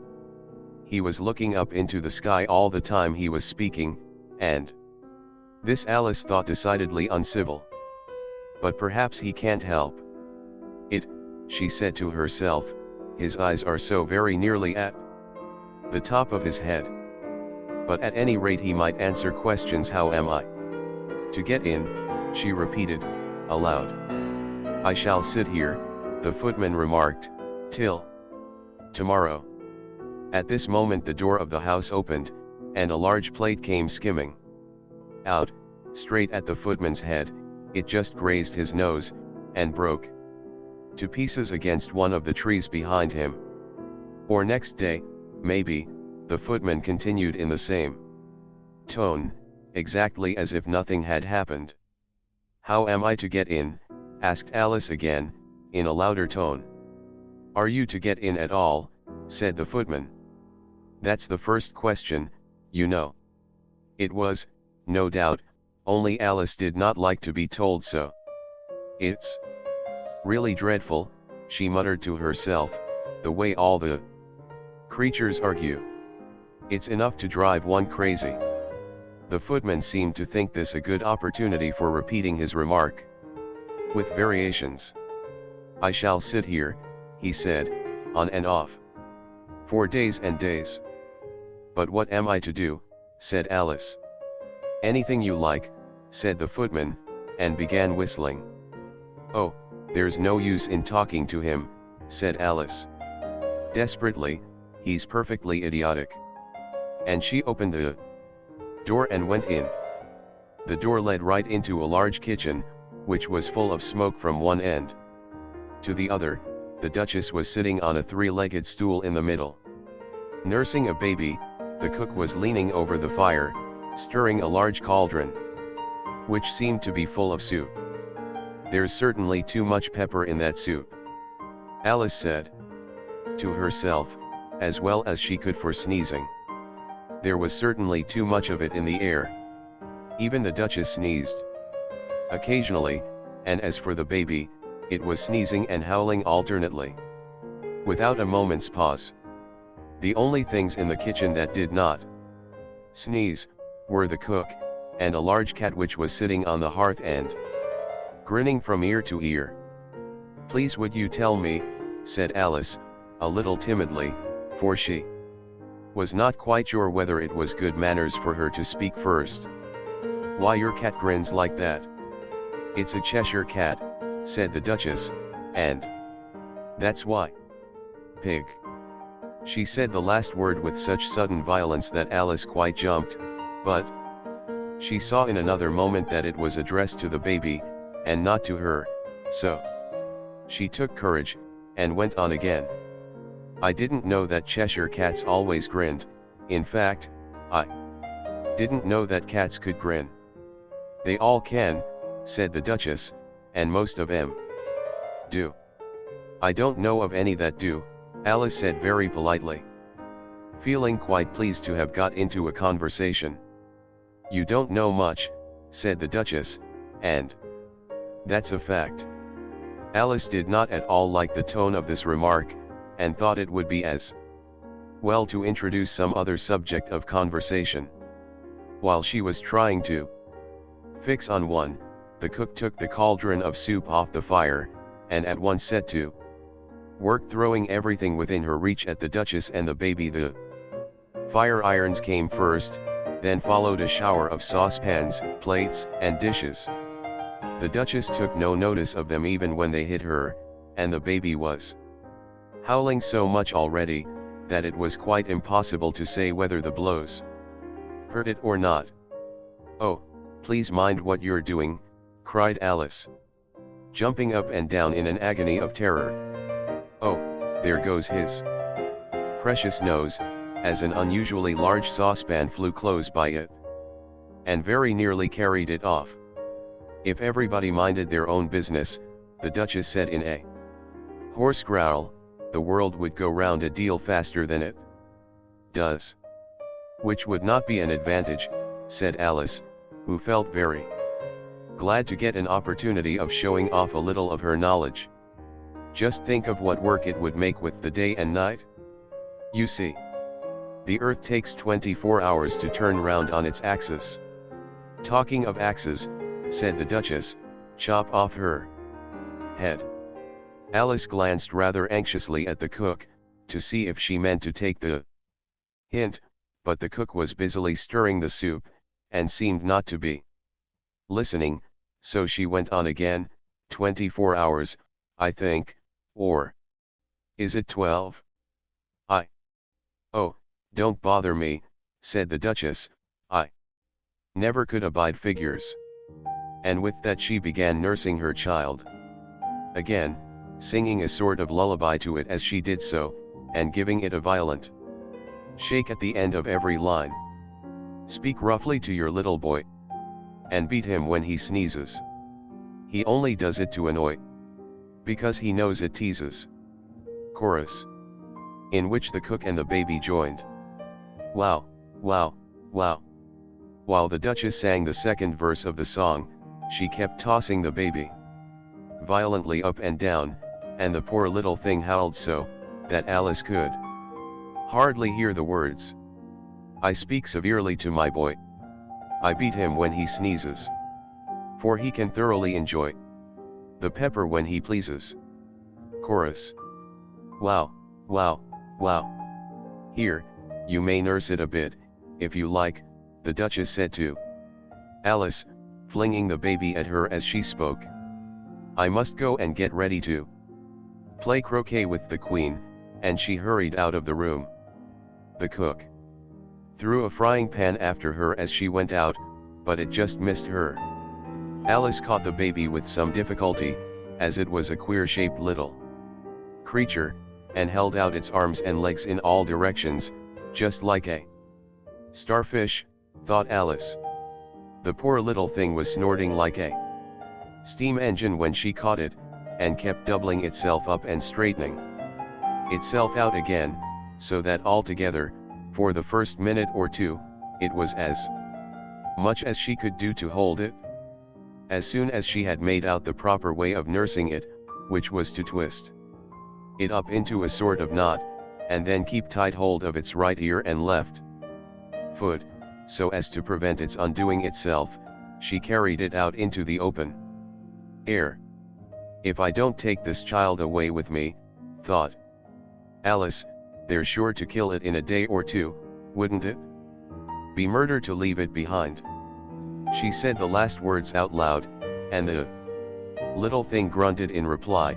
It had left off sneezing by this time. Don't grunt, said Alice, that's not at all a proper way of expressing yourself.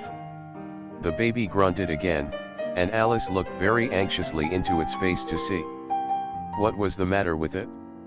There could be no doubt that it had a very turn-up nose, much more like a snout than a real nose. Also its eyes were getting extremely small for a baby. Altogether Alice did not like the look of the thing at all. But perhaps it was only sobbing, she thought, and looked into its eyes again, to see if there were any tears. No, there were no tears. If you're going to turn into a pig, my dear, said Alice, seriously, I'll have nothing more to do with you. Mind now.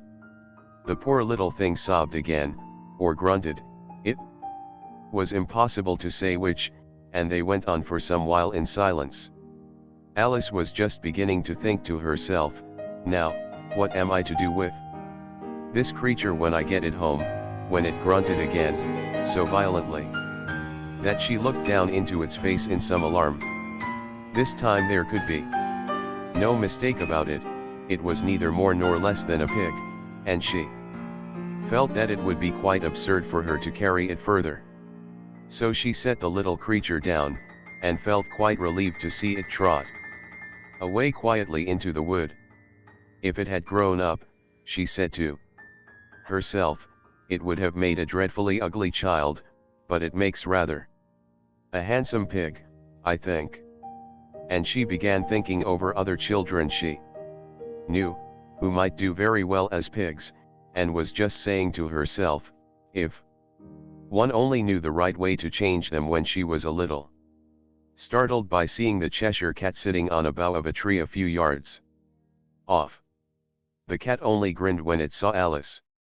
It looked good-natured, she thought. Still it had very long claws and a great many teeth, so she felt that it ought to be treated with respect. Cheshire Puss, she began, rather timidly, as she did not at all know whether it would like the name.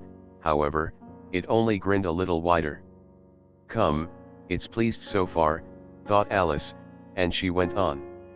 Would you tell me, please, which way I ought to go from here? That depends a good deal on where you want to get to, said the cat. I don't much care where, said Alice. Then it doesn't matter which way you go, said the cat. So long as I get somewhere, Alice added as an explanation. Oh, you're sure to do that, said the cat, if you only walk long enough. Alice felt that this could not be denied, so she tried another question. What sort of people live about here? In that direction, the cat said, waving its right paw round, lives a hatter, and in that direction, waving the other paw, lives a March hare. Visit either you like, they're both mad. But I don't want to go among mad people, Alice remarked. Oh, you can't help that, said the cat, we're all mad here. I'm mad. You're mad. How do you know I'm mad, said Alice. You must be, said the cat, or you wouldn't have come here. Alice didn't think that proved it at all, however, she went on and. How do you know that you're mad? To begin with, said the cat, a dog's not mad. You grant that? I suppose so, said Alice. Well, then, the cat went on, you see, a dog growls when it's angry, and wags its tail when it's pleased. Now I growl when I'm pleased, and wag my tail when I'm angry. Therefore, I'm mad. I call it purring, not growling, said Alice. Call it what you like, said the cat. Do you play croquet with the Queen today? I should like it very much, said Alice, but I haven't been invited yet. You'll see me there, said the cat, and vanished. Alice was not much surprised at this, she was getting so used to queer things happening. While she was looking at the place where it had been, it suddenly appeared again. By the by, what became of the baby, said the cat. I'd nearly forgotten to ask. It turned into a pig, Alice quietly said, just as if it had come back in a natural way. I thought it would, said the cat, and vanished again. Alice waited a little, half expecting to see it again, but it did not appear. And after a minute or two she walked on in the direction in which the March hare was said to live. I've seen hatters before, she said to herself, the March hare will be much the most interesting, and perhaps as this is May it won't be raving mad, at least not so mad as it was in March. As she said this, she looked up, and there was the cat again, sitting on a branch of a tree. Did you say pig, or fig? Said the cat. I said pig, replied Alice, and I wish you wouldn't keep appearing and vanishing so suddenly, you make one quite giddy. All right, said the cat, and this time it vanished quite slowly, beginning with the end of the tail, and ending with the grin, which remained some time after the rest of it had gone. Well, I've often seen a cat without a grin, thought Alice. But a grin without a cat? It's the most curious thing I ever saw in my life. She had not gone much farther before she came in sight of the house of the March hare. She thought it must be the right house, because the chimneys were shaped like ears and the roof was thatched with fur. It was so large a house that she did not like to go nearer till she had nibbled some more of the left-hand bit of mushroom, and raised herself to about 2 feet high. Even then, she walked up towards it rather timidly, saying to herself, suppose it should be raving mad after all. I almost wish I'd gone to see the hatter instead. Chapter 7. A Mad Tea Party. There was a table set out under a tree in front of the house, and the March Hare and the Hatter were having tea at it, a dormouse was sitting between them, fast asleep, and the other two were using it as a cushion, resting their elbows on it, and talking over its head. Very uncomfortable for the dormouse, thought Alice, only, as it's asleep, I suppose it doesn't mind. The table was a large one, but the three were all crowded together at one corner of it. No room. No room, they cried out when they saw Alice coming. There's plenty of room, said Alice indignantly, and she sat down in a large armchair at one end of the table. Have some wine, the March Hare said in an encouraging tone. Alice looked all round the table, but there was nothing on it but tea. I don't see any wine, she remarked. There isn't any, said the March Hare. Then it wasn't very civil of you to offer it, said Alice angrily. It wasn't very civil of you to sit down without being invited, said the March Hare. I didn't know it was your table, said Alice. It's laid for a great many more than three. Your hair wants cutting, said the Hatter. He had been looking at Alice for some time with great curiosity, and this was his first speech. You should learn not to make personal remarks, Alice said with some severity, it's very rude. The Hatter opened his eyes very wide on hearing this, but all he said was, why is a raven like a writing desk? Come, we shall have some fun now, thought Alice. I'm glad they've begun asking riddles. I believe I can guess that, she added aloud. Do you mean that you think you can find out the answer to it? Said the March Hare. Exactly so, said Alice. Then you should say what you mean, the March Hare went on. I do, Alice hastily replied, at least I mean what I say. That's the same thing, you know. Not the same thing a bit, said the Hatter. You might just as well say that I see what I eat is the same thing as I eat what I see. You might just as well say, added the March Hare, that I like what I get is the same thing as I get what I like. You might just as well say, added the dormouse, who seemed to be talking in his sleep, that I breathe when I sleep is the same thing as I sleep when I breathe.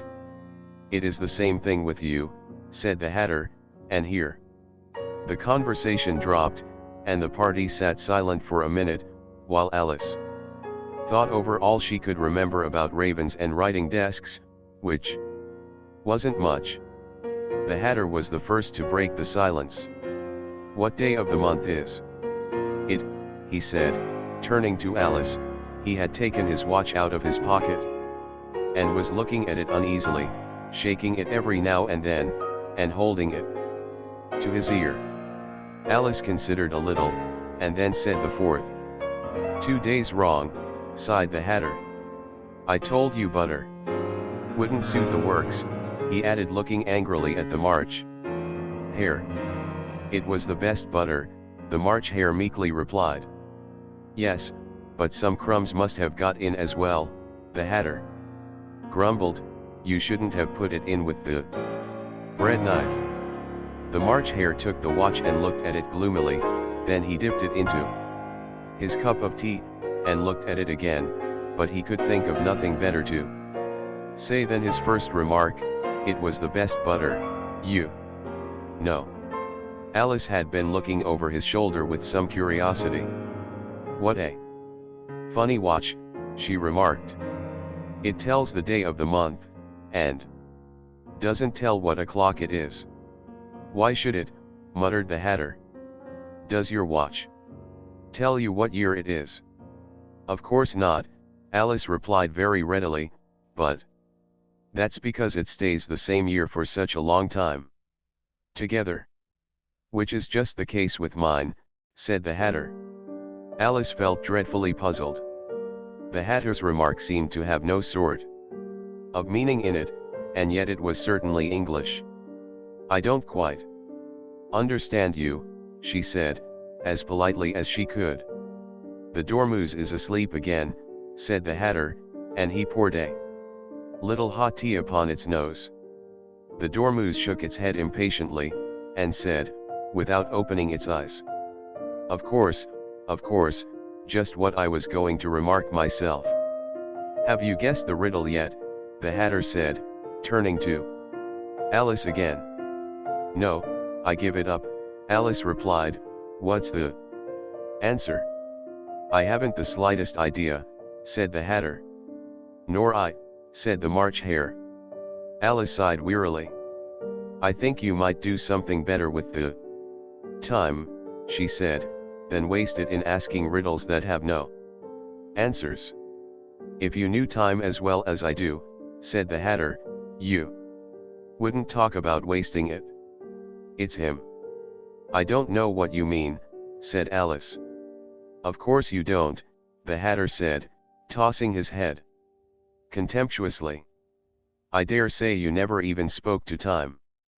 "Perhaps not," Alice cautiously replied, "but I know I have to beat time when I learn music."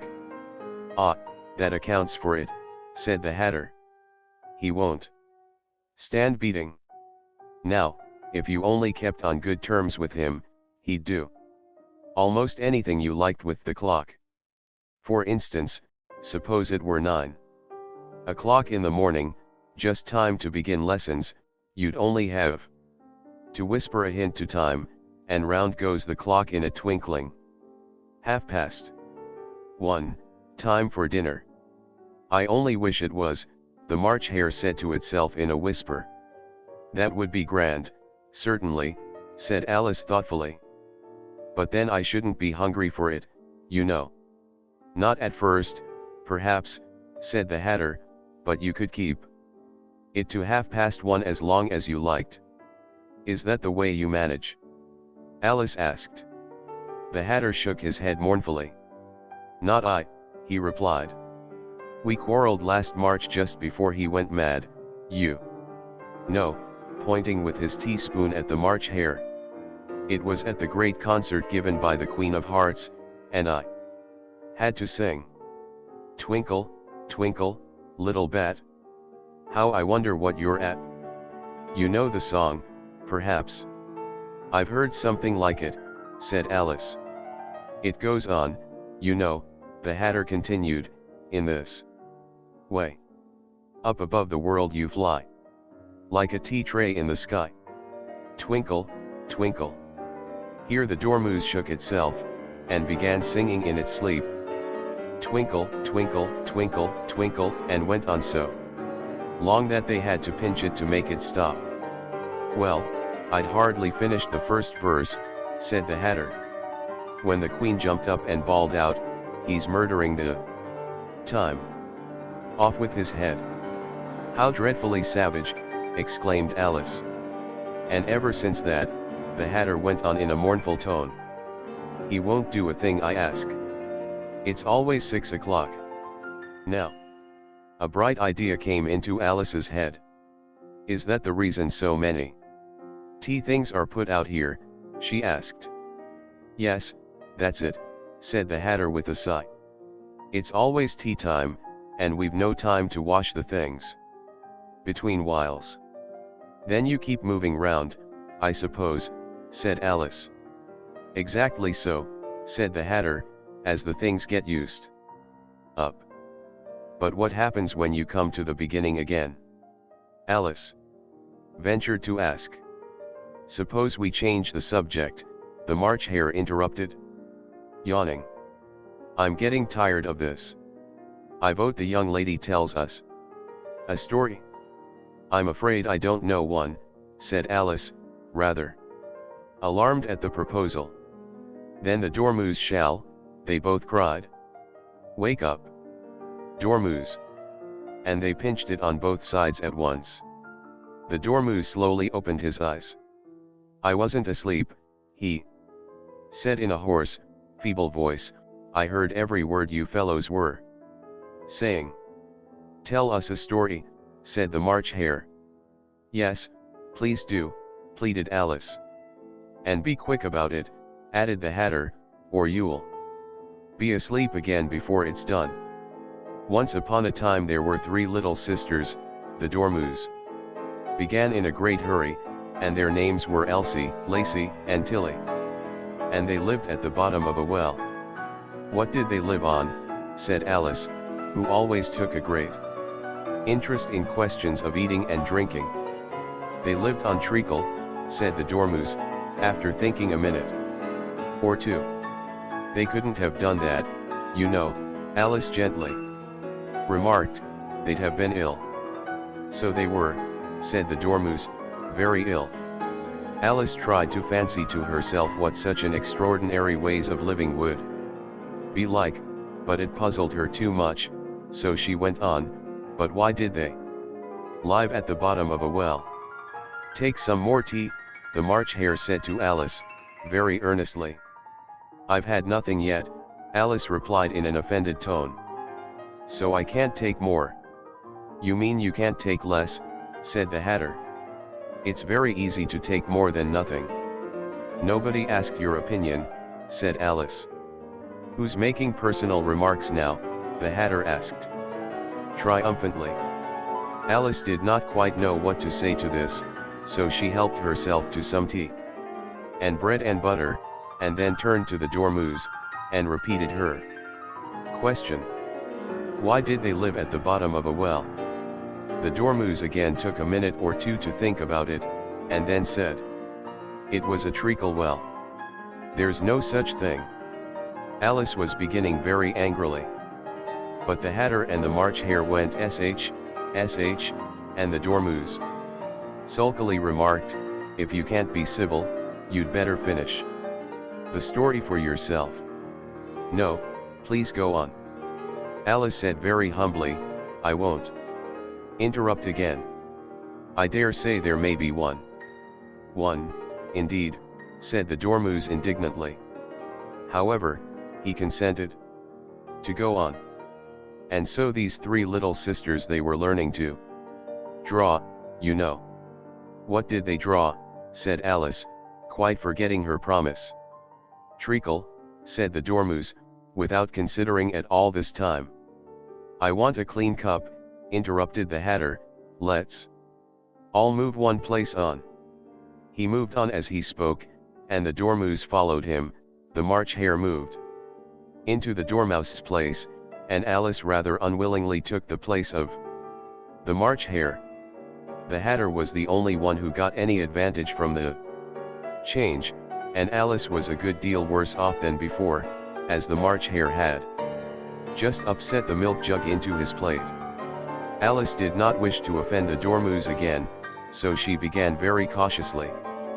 But I don't understand. Where did they draw the treacle from? You can draw water out of a water well, said the Hatter. So I should think you could draw treacle out of a treacle well at. Stupid. But they were in the well, Alice said to the Dormouse, not choosing to notice this last remark. Of course they were, said the Dormouse, well. In. This answer so confused poor Alice, that she let the Dormouse go on for some time without interrupting it. They were learning to draw, the Dormouse went on, yawning and rubbing its eyes, for it was getting very sleepy, and they drew all manner of things, everything that begins with an M. Why with an M? Said Alice. Why not? Said the March Hare. Alice was silent. The Dormouse had closed its eyes by this time, and was going off into a doze. But, on being pinched by the Hatter, it woke up again with a little shriek, and went on, that begins with an M, such as mousetraps, and the moon, and memory, and muchness. You know, you say things are much of a muchness. Did you ever see such a thing as a drawing of a muchness? Really, now you ask me, said Alice, very much confused. I don't think. Then you shouldn't talk, said the Hatter. This piece of rudeness was more than Alice could bear. She got up in great disgust, and walked off. The Dormouse fell asleep instantly, and neither of the others took the least notice of her going, though she looked back once or twice, half hoping that they would call after her, the last time she saw them. They were trying to put the dormouse into the teapot. "At any rate, I'll never go there again," said Alice as she picked her way through the wood. "It's the stupidest tea party I ever was at in all my life." Just as she said this, she noticed that one of the trees had a door leading right into it. "That's very curious," she thought. "But everything's curious today. I think I may as well go in at once." And in she went. Once more she found herself in the long hall, and close to the little glass table. "Now, I'll manage better this time," she said to herself, and began by taking the little golden key, and unlocking the door that led into the garden. Then she went to work nibbling at the mushroom. She had kept a piece of it in her pocket, till she was about a foot high. Then she walked down the little passage, and then she found herself at last in the beautiful garden, among the bright flower beds and the cool fountains. Chapter 8. The Queen's Croquet Ground. A large rose tree stood near the entrance of the garden, the roses growing on it were white, but there were 3 gardeners at it, busily painting them red. Alice thought this a very curious thing, and she went nearer to watch them, and just as she came up to them she heard one of them say, "Look out now, 5. Don't go splashing paint over me like that." "I couldn't help it," said 5, in a sulky tone. 7 jogged my elbow. On which 7 looked up and said, "That's right, 5. Always lay the blame on others." "You'd better not talk," said 5. "I heard the Queen say only yesterday you deserved to be beheaded." "What for?" said the one who had spoken first. "That's none of your business, 2, said 7. "Yes, it is his business," said 5, "and I'll tell him it was for bringing the cooked tulip roots instead of onions." 7 flung down his brush, and had just begun well, of all the unjust things, when his eye chanced to fall upon Alice, as she stood watching them, and he checked himself suddenly. The others looked round also, and all of them bowed low. "Would you tell me," said Alice, a little timidly, "why you are painting those roses?" 5 and 7 said nothing, but looked at 2. 2 began in a low voice.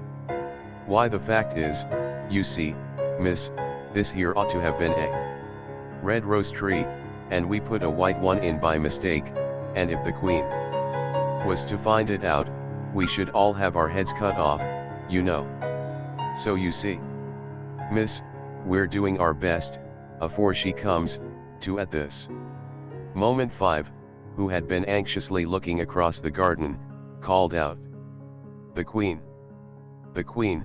and the 3 gardeners instantly threw themselves flat upon their faces.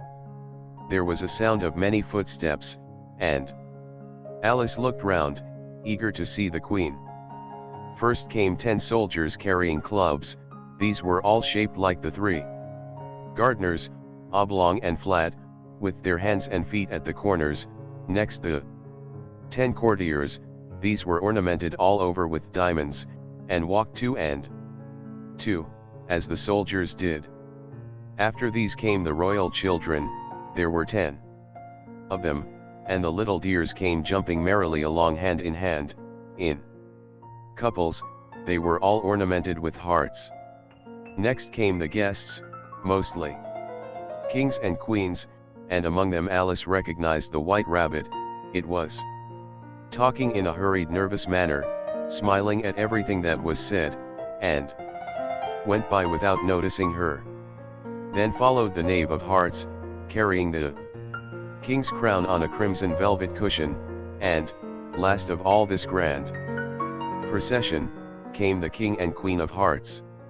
Alice was rather doubtful whether she ought not to lie down on her face like the 3 gardeners, but she could not remember ever having heard of such a rule at processions, and besides, what would be the use of a procession, thought she, if people had all to lie down upon their faces, so that they couldn't see it.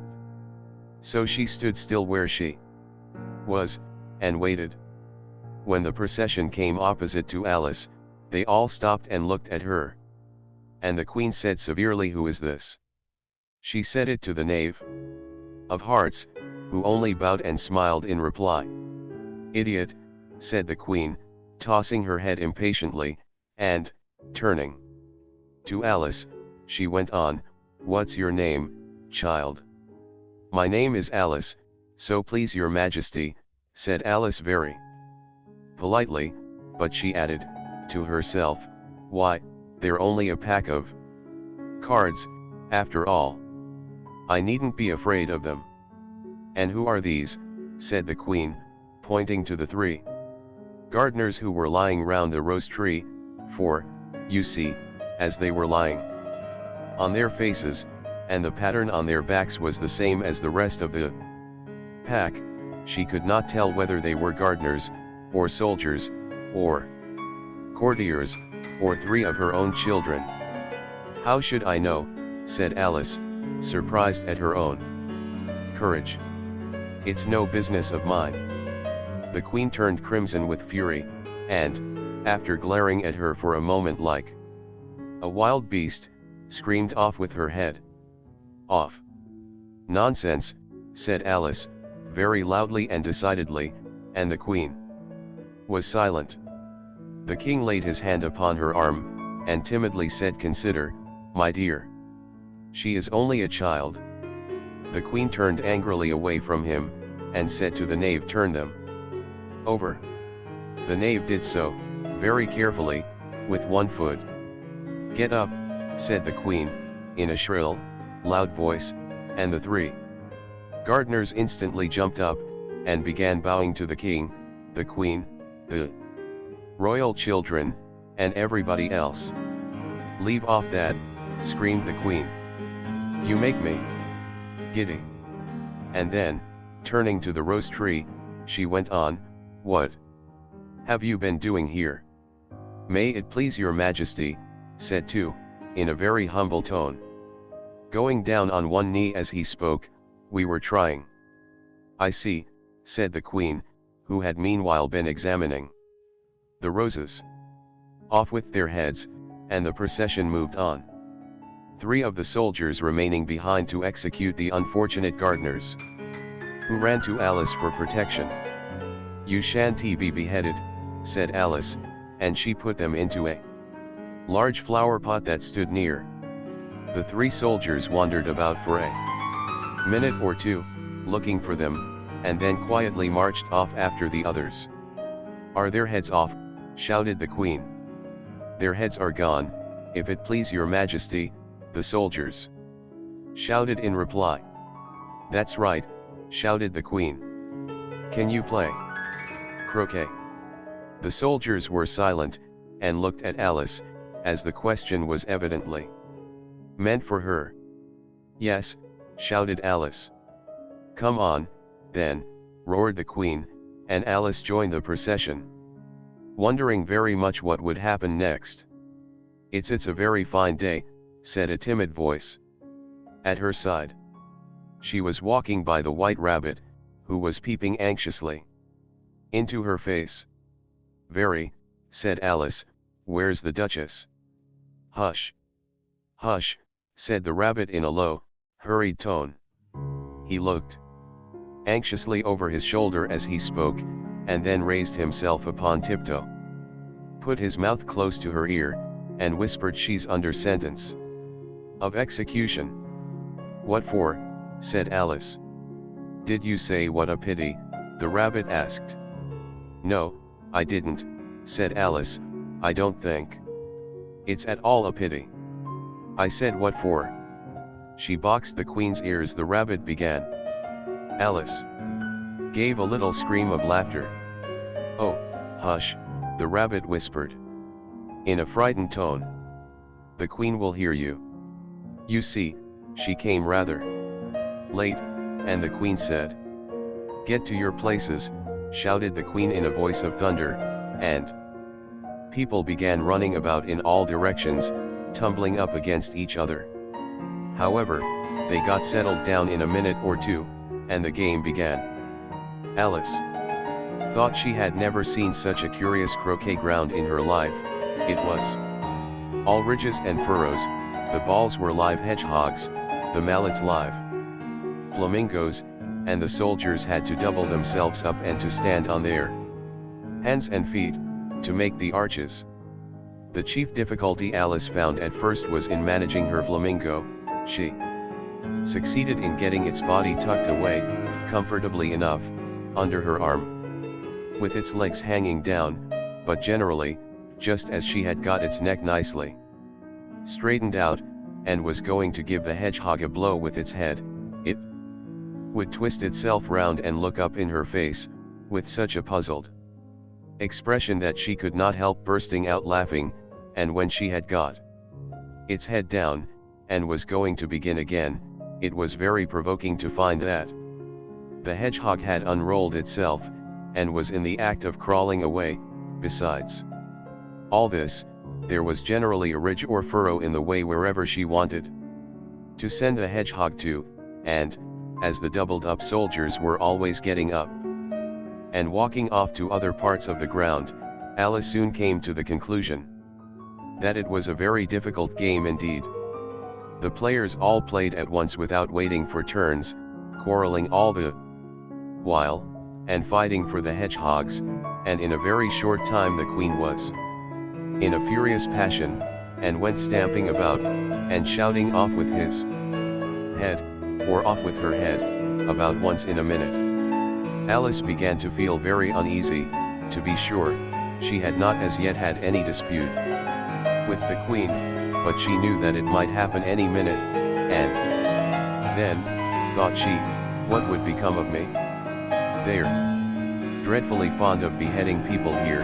The great wonder is that there's anyone left alive. She was looking about for some way of escape, and wondering whether she could get away without being seen, when she noticed a curious appearance in the air. It puzzled her very much at first, but, after watching it a minute or two, she made it out to be a grin, and she said to herself, it's the Cheshire Cat, now I shall have somebody to talk to. How are you getting on? Said the cat, as soon as there was mouth enough for it to speak with. Alice waited till the eyes appeared, and then nodded. It's no use speaking to it, she thought, till its ears have come, or at least one of them. In another minute the whole head appeared, and then Alice put down her flamingo, and began an account of the game, feeling very glad she had someone to listen to her. The cat seemed to think that there was enough of it now in sight, and no more of it appeared. I don't think they play at all fairly, Alice began, in rather a complaining tone, and they all quarrel so dreadfully. One can't hear oneself speak, and they don't seem to have any rules in particular. At least, if there are, nobody attends to them, and you've no idea how confusing it is, all the things being alive. For instance, there's the arch I've got to go through next, walking about at the other end of the ground, and I should have croqueted the queen's hedgehog just now, only it ran away when it saw mine coming. How do you like the queen? Said the cat in a low voice. Not at all, said Alice, she's so extremely. Just then she noticed that the queen was close behind her, listening, so she went on, likely to win, that it's hardly worthwhile finishing the game. The queen smiled and passed on. Who are you talking to? Said the king, going up to Alice and looking at the cat's head with great curiosity. It's a friend of mine, a Cheshire cat, said Alice. Allow me to introduce it. I don't like the look of it at all, said the king. However, it may kiss my hand if it likes. I'd rather not, the cat remarked. Don't be impertinent, said the king, and don't look at me like that. He got behind Alice as he spoke. A cat may look at a king, said Alice. I've read that in some book, but I don't remember where. Well, it must be removed, said the king very decidedly, and he called the queen, who was passing at the moment. My dear, I wish you would have this cat removed. The queen had only one way of settling all difficulties, great or small. Off with his head, she said, without even looking round. I'll fetch the executioner myself, said the king eagerly. And he hurried off. Alice thought she might as well go back, and see how the game was going on, as she heard the queen's voice in the distance, screaming with passion. She had already heard her sentence 3 of the players to be executed for having missed their turns, and she did not like the look of things at all, as the game was in such confusion that she never knew whether it was her turn or not. So she went in search of her hedgehog. The hedgehog was engaged in a fight with another hedgehog, which seemed to Alice an excellent opportunity for croqueting one of them with the other. The only difficulty was, that her flamingo was gone across to the other side of the garden, where Alice could see it trying in a helpless sort of way to fly up into a tree. By the time she had caught the flamingo and brought it back, the fight was over, and both the hedgehogs were out of sight. But it doesn't matter much, thought Alice, as all the arches are gone from this side of the ground. So she tucked it away under her arm, that it might not escape again, and went back for a little more conversation with her friend. When she got back to the Cheshire Cat, she was surprised to find quite a large crowd collected round it. There was a dispute going on between the executioner, the king, and the queen, who were all talking at once, while all the rest were quite silent, and looked very uncomfortable. The moment Alice appeared, she was appealed to by all 3 to settle the question, and they repeated their arguments to her, though, as they all spoke at once, she found it very hard indeed to make out exactly what they said. The executioner's argument was, that you couldn't cut off a head unless there was a body to cut it off from, that he had never had to do such a thing before, and he wasn't going to begin at his time of life. The king's argument was, that anything that had a head could be beheaded, and that you weren't to talk nonsense. The queen's argument was, that if something wasn't done about it in less than no time she'd have everybody executed, all round. It was this last remark that had made the whole party look so grave and anxious. Alice could think of nothing else to say but it belongs to the Duchess. You'd better ask her about it. She's in prison, the queen said to the executioner. Fetch her here. And the executioner went off like an arrow. The cat's head began fading away the moment he was gone, and, by the time he had come back with the Duchess, it had entirely disappeared. So the king and the executioner ran wildly up and down looking for it, while the rest of the party went back to the game. Chapter 9. The Mock Turtle's Story.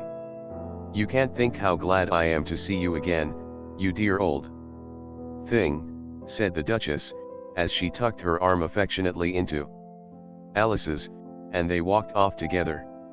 Alice was very glad to find her in such a pleasant temper, and thought to herself that perhaps it was only the pepper that had made her so savage when they met in the kitchen. When I'm a duchess, she said to herself, not in a very hopeful tone though, I won't have any pepper in my kitchen at all. Soup does very well without, maybe it's always pepper that makes people hot-tempered, she went on, very much pleased at having found out a new kind of rule, and vinegar that makes them sour, and chamomile that makes them bitter, and barley sugar and such things that make children sweet-tempered. I only wish people knew that. Then they wouldn't be so stingy about it, you know. She had quite forgotten the Duchess by this time, and was a little startled when she heard her voice close to her ear. You're thinking about something, my dear, and that makes you forget to talk. I can't tell you just now what the moral of that is, but I shall remember it in a bit. Perhaps it hasn't one, Alice ventured to remark. Tut, tut, child, said the Duchess. Everything's got a moral, if only you can find it. And she squeezed herself up closer to Alice's side as she spoke. Alice did not much like keeping so close to her, first, because the Duchess was very ugly, and secondly, because she was exactly the right height to rest her chin upon Alice's shoulder, and it was an uncomfortably sharp chin. However, she did not like to be rude, so she bore it as well as she could. The game's going on rather better now, she said, by way of keeping up the conversation a little. 'Tis so, said the Duchess, and the moral of that is, oh, 'tis love, that makes the world go round. Somebody said, Alice whispered, that it's done by everybody minding their own business. Ah, well. It means much the same thing, said the Duchess, digging her sharp little chin into Alice's shoulder as she added, and the moral of that is take care of the sense, and the sounds will take care of themselves. How fond she is of finding morals in things. Alice thought to herself. I dare say you're wondering why I don't put my arm round your waist, the Duchess said after a pause. The reason is that I'm doubtful about the temper of your flamingo. Shall I try the experiment? He might bite, Alice cautiously replied, not feeling at all anxious to have the experiment tried.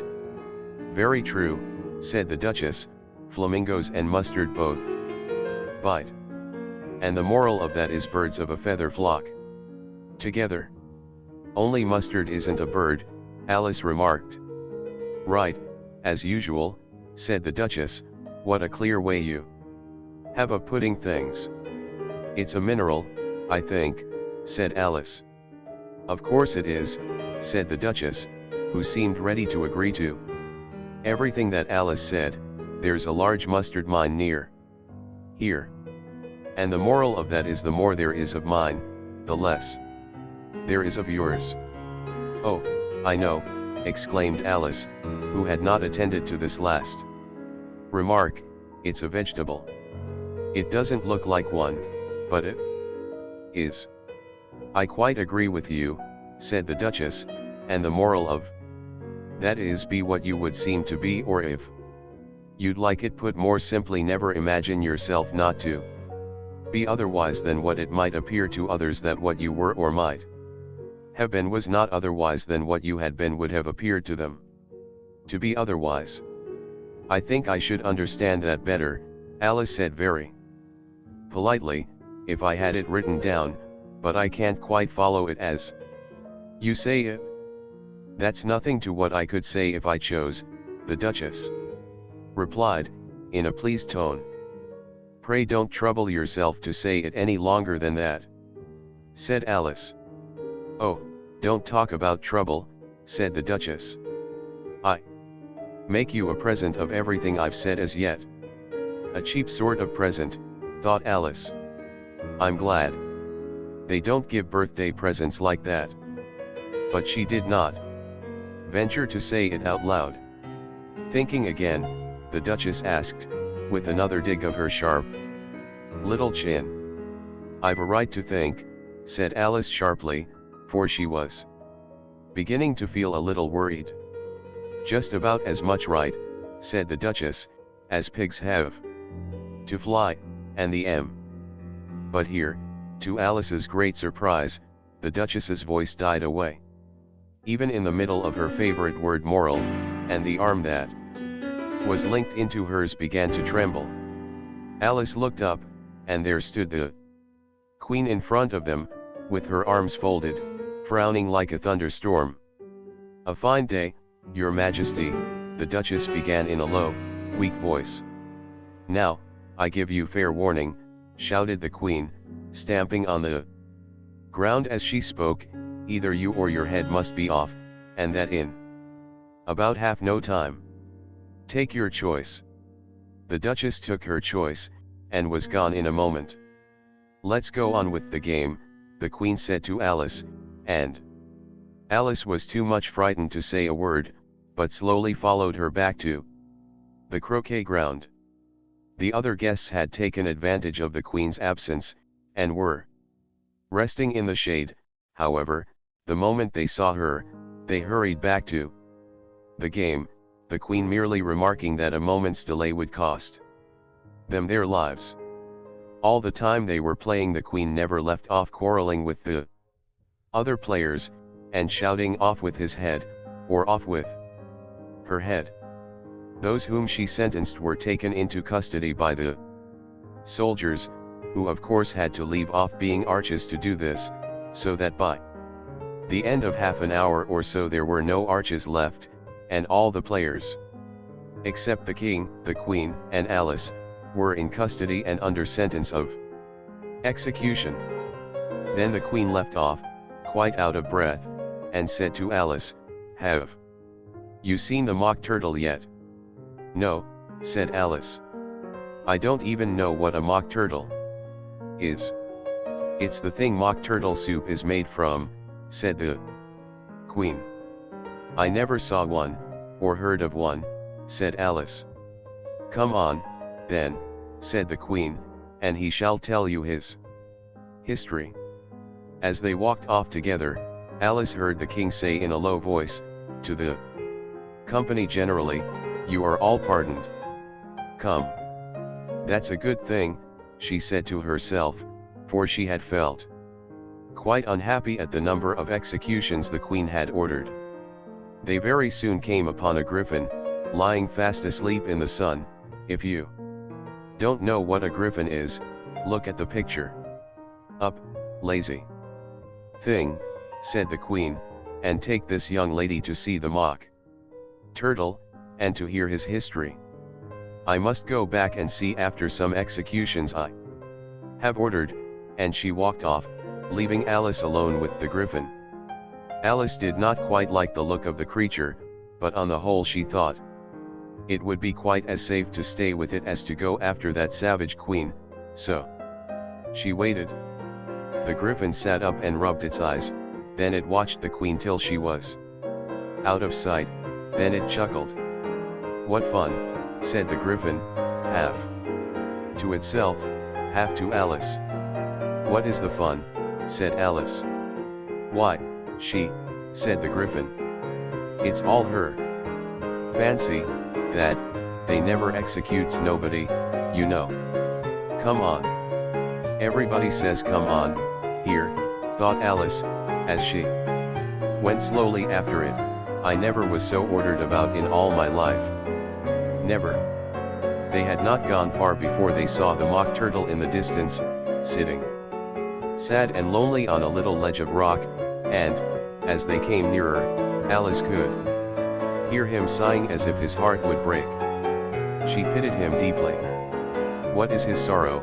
she asked the griffin, and the griffin answered, very nearly in the same words as before, "It's all his fancy, that he hasn't got no sorrow, you know. Come on."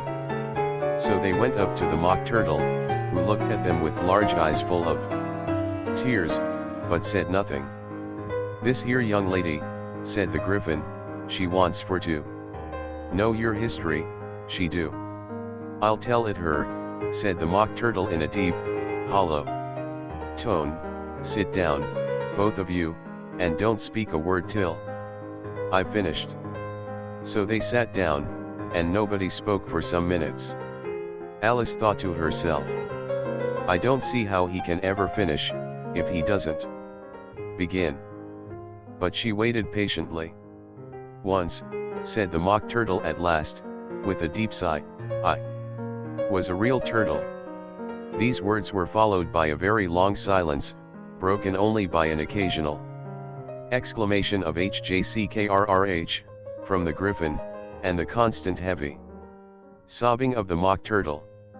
Alice was very nearly getting up and saying Thank you, sir, for your interesting story, but she could not help thinking there must be more to come, so she sat still and said nothing. When we were little, the Mock Turtle went on at last, more calmly, though still sobbing a little now and then, we went to school in the sea. The master was an old turtle. We used to call him Tortoise. Why did you call him Tortoise, if he wasn't one? Alice asked. We called him Tortoise because he taught us, said the Mock Turtle angrily. Really, you are very dull.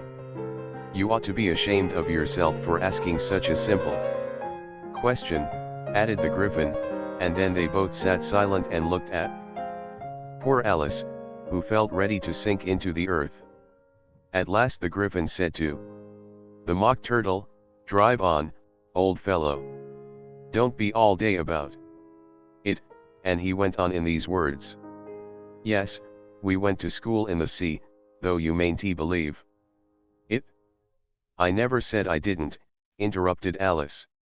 You did, said the Mock Turtle. Hold your tongue, added the Griffin, before Alice could speak. Again the Mock Turtle went on. We had the best of educations. In fact, we went to school every day. I been to a day school, too, said Alice. You needn't be so proud as all that. With extras? Asked the Mock Turtle a little anxiously. Yes, said Alice, we learned French and music.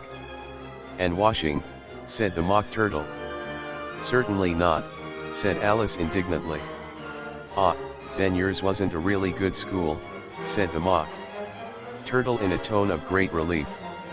Now at ours they had at the end of the bill, French, music, and washing extra.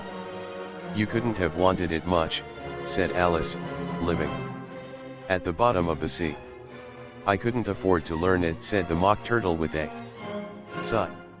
I only took the regular course. What was that? Inquired Alice. Reeling and writhing, of course, to begin with, the Mock Turtle replied, and then the different branches of arithmetic: ambition, distraction, uglification, and derision. I never heard of uglification, Alice ventured to say. What is it? The Griffin lifted up both its paws in surprise. What? Never heard of uglifying, it exclaimed. You know what to beautify is, I suppose. Yes, said Alice doubtfully, it means to make anything prettier. Well, then, the Griffin went on, if you don't know what to uglify is, you are a simpleton. Alice did not feel encouraged to ask any more questions about it, so she turned to the Mock Turtle, and said, what else had you to learn? Well, there was mystery, the Mock Turtle replied, counting off the subjects on his flappers: mystery, ancient and modern, with caeography, then drawling. The drawling master was an old conger eel, that used to come once a week. He taught us drawling, stretching, and fainting in coils. What was that like? Said Alice. Well, I can't show it you myself, the Mock Turtle said. I'm too stiff. And the Griffin never learned it? Hadn't time, said the Griffin. I went to the classics master, though. He was an old crab, he was. I never went to him, the Mock Turtle said with a sigh. He taught laughing and grief, they used to say.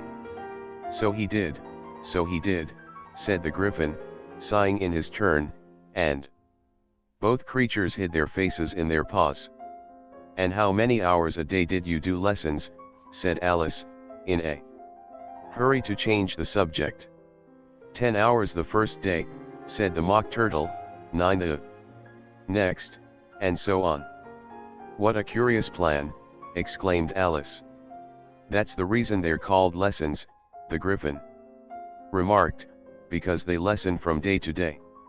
This was quite a new idea to Alice, and she thought it over a little before she made her next remark. Then the 11th day must have been a holiday. Of course it was, said the Mock Turtle. And how did you manage on the 12th? Alice went on eagerly. That's enough about lessons, the Gryphon interrupted in a very decided tone. Tell her something about the games now. Chapter X. The Lobster Quadrille. The Mock Turtle sighed deeply, and drew the back of one flapper across his eyes. He looked at Alice, and tried to speak, but for a minute or two sobs choked his voice. Same as if he had a bone in his throat, said the Gryphon, and it set to work shaking him and punching him in the back. At last the Mock Turtle recovered his voice, and, with tears running down his cheeks, he went on again. You may not have lived much under the sea. I haven't, said Alice, and perhaps you were never even introduced to a lobster. Alice began to say I once tasted, but checked herself hastily, and said no. Never, so you can have no idea what a delightful thing a lobster quadrille is. No, indeed, said Alice. What sort of a dance is it? Why, said the Gryphon, you first form into a line along the seashore. 2 lines, cried the Mock Turtle. Seals, turtles, salmon, and so on. Then, when you've cleared all the jellyfish out of the way. That generally takes some time, interrupted the Gryphon. You advance twice. Each with a lobster as a partner, cried the Gryphon. Of course, the Mock Turtle said, advance twice, set 2 partners. Change lobsters, and retire in same order, continued the Gryphon. Then, you know, the Mock Turtle went on, you throw the lobsters, shouted the Gryphon, with a bound into the air. As far out to sea as you can. Swim after them, screamed the Gryphon. Turn a somersault in the sea, cried the Mock Turtle, capering wildly about. Change lobsters again, yelled the Gryphon at the top of its voice. Back to land again, and that's all the first figure, said the Mock Turtle, suddenly dropping his voice, and the 2 creatures, who had been jumping about like mad things all this time, sat down again very sadly and quietly, and looked at Alice. It must be a very pretty dance, said Alice timidly. Would you like to see a little of it, said the Mock Turtle. Very much indeed, said Alice. Come, let's try the first figure, said the Mock Turtle to the Gryphon. We can do without lobsters, you know. Which shall sing?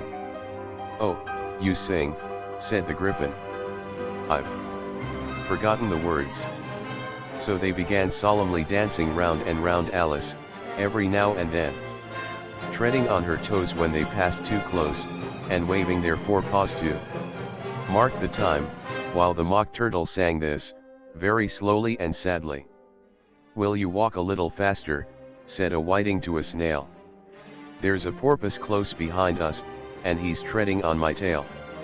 See how eagerly the lobsters and the turtles all advance. They are waiting on the shingle. Will you come and join the dance? Will you, won't you, will you, won't you, will you join the dance? Will you, won't you, will you, won't you join the dance? You can really have no notion how delightful it will be when they take us up and throw us, with the lobsters, out to sea. But the snail replied too far, and gave a look askance. Said he thanked the whiting kindly, but he would not join the dance. Would not, could not, would not, could not, would not join the dance. Would not, could not, would not, could not join the dance. What matters it how far we go, his scaly friend replied. There is another shore, you know, upon the other side. The further off from England the nearer is to France. Then turn not pale, beloved snail, but come and join the dance. Will you, won't you, will you, won't you, will you join the dance? Will you, won't you, will you, won't you join the dance? Thank you, it's a very interesting dance to watch, said Alice, feeling very glad that it was over at last, and I do so like that. Curious song about the whiting. Oh, as to the whiting, said the Mock Turtle. You've seen them, of course. Yes, said Alice, I've often seen them at. Din. She checked herself hastily. I don't know where Din may be, said the Mock Turtle. But if you've seen them so often, of course you know what they're like. I believe so, Alice replied thoughtfully. They have their tails in their mouths and they're all over crumbs. You're wrong about the crumbs, said the Mock Turtle. Crumbs would all wash off in the sea. But they have their tails in their mouths, and the reason is here. The Mock Turtle yawned and shut his eyes. Tell her about the reason and all that, he said to the Griffin. The reason is, said the Griffin, that they would go with the lobsters to the dance. So they got thrown out to sea. So they had to fall a long way. So they got their tails fast in their mouths. So they couldn't get them out again. That's all. Thank you, said Alice, it's very interesting. I never knew so much about a whiting before. I can tell you more than that, if you like, said the Griffin. Do you know why it's called a whiting? I never thought about it, said Alice. Why? It does the boots and shoes, the Griffin replied very solemnly. Alice was thoroughly puzzled. Does the boots and shoes, she repeated in a wondering tone. Why, what are your shoes done with, said the Griffin. I mean, what makes them so shiny? Alice looked down at them, and considered a little before she gave her answer. They're done with blacking, I believe. Boots and shoes under the sea, the Griffin went on in a deep voice, are done with a whiting. Now you know. And what are they made of? Alice asked in a tone of great curiosity. Solace and eels, of course, the Griffin replied rather impatiently. Any shrimp could have told you that. If I'd been the whiting, said Alice, whose thoughts were still running on the song, I'd have said to the porpoise, keep back, please, we don't want you with us. They were obliged to have him with them, the Mock Turtle said. No wise fish would go anywhere without a porpoise. Wouldn't it really, said Alice in a tone of great surprise. Of course not, said the Mock Turtle. Why, if a fish came to me, and told me he was going a journey, I should say with what porpoise? Don't you mean purpose, said Alice. I mean what I say, the Mock Turtle replied in an offended tone. And the Griffin added, come, let's hear some of your adventures. I could tell you my adventures beginning from this morning, said Alice a little timidly, but it's no use going back to yesterday, because I was a different person then. Explain all that, said the Mock Turtle. No, no. The adventures first, said the Griffin in an impatient tone. Explanations take such a dreadful time. So Alice began telling them her adventures from the time when she first saw the white rabbit. She was a little nervous about it just at first. The two creatures got so close to her, one on each side, and opened their eyes and mouth so very wide, but she gained courage as she went on. Her listeners were perfectly quiet till she got to the part about her repeating, "You are old, Father William," to the caterpillar, and the words all coming different, and then the Mock Turtle drew a long breath, and said, "That's very curious." "It's all about as curious as it can be," said the Griffin. "It all came different," the Mock Turtle repeated thoughtfully. "I should like to hear her try and repeat something now. Tell her to begin." He looked at the Griffin as if he thought it had some kind of authority over Alice. "Stand up and repeat, 'tis the voice of the Slug guard, said the Griffin. How the creatures order one about, and make one repeat lessons. Thought Alice, I might as well be at school at once. However, she got up, and began to repeat it, but her head was so full of the lobster quadrille, that she hardly knew what she was saying, and the words came very queer indeed. "'Tis the voice of the lobster," I heard him declare. "You have baked me too brown, I must sugar my hair." As a duck with its eyelids, so he with his nose trims his belt and his buttons, and turns out his toes. Later editions continued as follows. When the sands are all dry, he is gay as a lark, and will talk in contemptuous tones of the shark. But, when the tide rises and sharks are around, his voice has a timid and tremulous sound. That's different from what I used to say when I was a child, said the Griffin. Well, I never heard it before, said the Mock Turtle, but it sounds uncommon nonsense. Alice said nothing. She had sat down with her face in her hands, wondering if anything would ever happen in a natural way again. I should like to have it explained, said the Mock Turtle. She can't explain it, said the Griffin hastily. Go on with the next verse. But about his toes, the Mock Turtle persisted. How could he turn them out with his nose, you know? It's the first position in dancing. Alice said, but was dreadfully puzzled by the whole thing, and longed to change the subject. Go on with the next verse, the Griffin repeated impatiently. It begins, I passed by his garden. Alice did not dare to disobey, though she felt sure it would all come wrong. And she went on in a trembling voice. I passed by his garden, and marked, with one eye, how the owl and the panther were sharing a pie. Later editions continued as follows. The panther took pie crust, and gravy, and meat, while the owl had the dish as its share of the treat. When the pie was all finished, the owl, as a boon, was kindly permitted to pocket the spoon, while the panther received knife and fork with a growl, and concluded the banquet. What is the use of repeating all that stuff, the Mock Turtle interrupted, if you don't explain it as you go on? It's by far the most confusing thing I ever heard. Yes, I think you'd better leave off, said the Griffin, and Alice was only too glad to do so. Shall we try another figure of the lobster quadrille, the Griffin went on. Or would you like the Mock Turtle to sing you a song? Oh, a song, please, if the Mock Turtle would be so kind, Alice replied, so eagerly that the Griffin said, in a rather offended tone, no accounting for tastes. Sing her turtle soup. Will you, old fellow?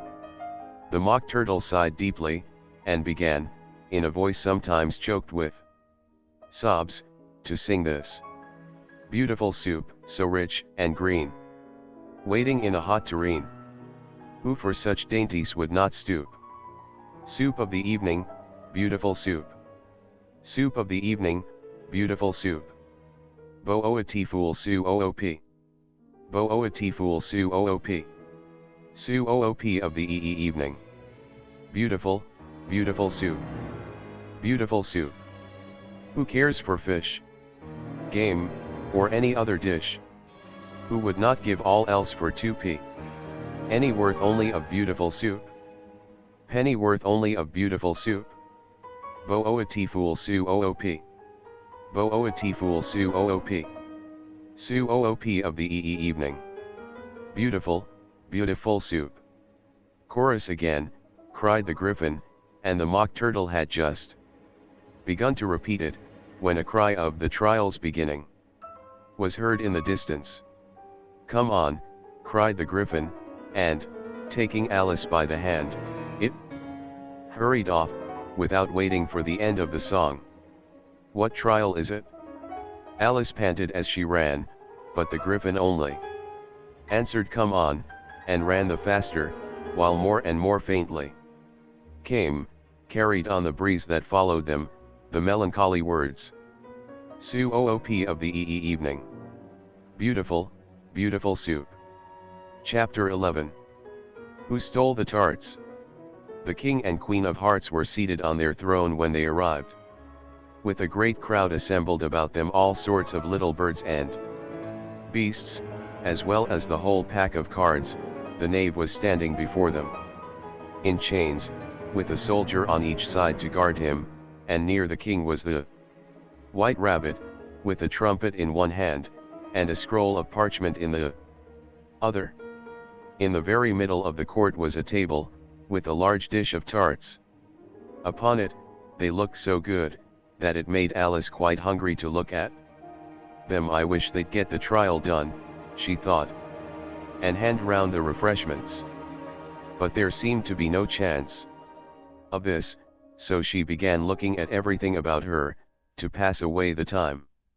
Alice had never been in a court of justice before, but she had read about them in books, and she was quite pleased to find that she knew the name of nearly everything there.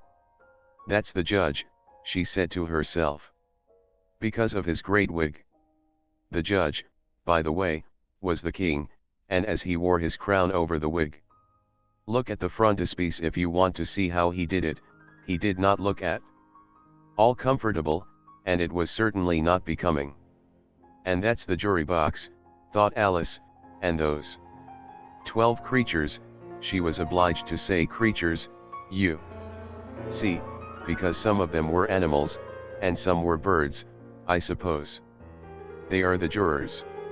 She said this last word 2 or 3 times over to herself, being rather proud of it, for she thought, and rightly too, that very few little girls of her age knew the meaning of it at all.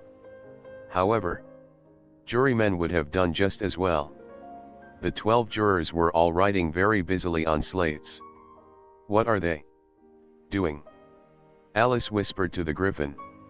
They can't have anything to put down yet, before the trial's begun.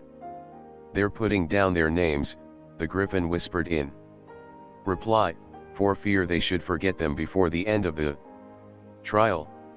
Stupid things.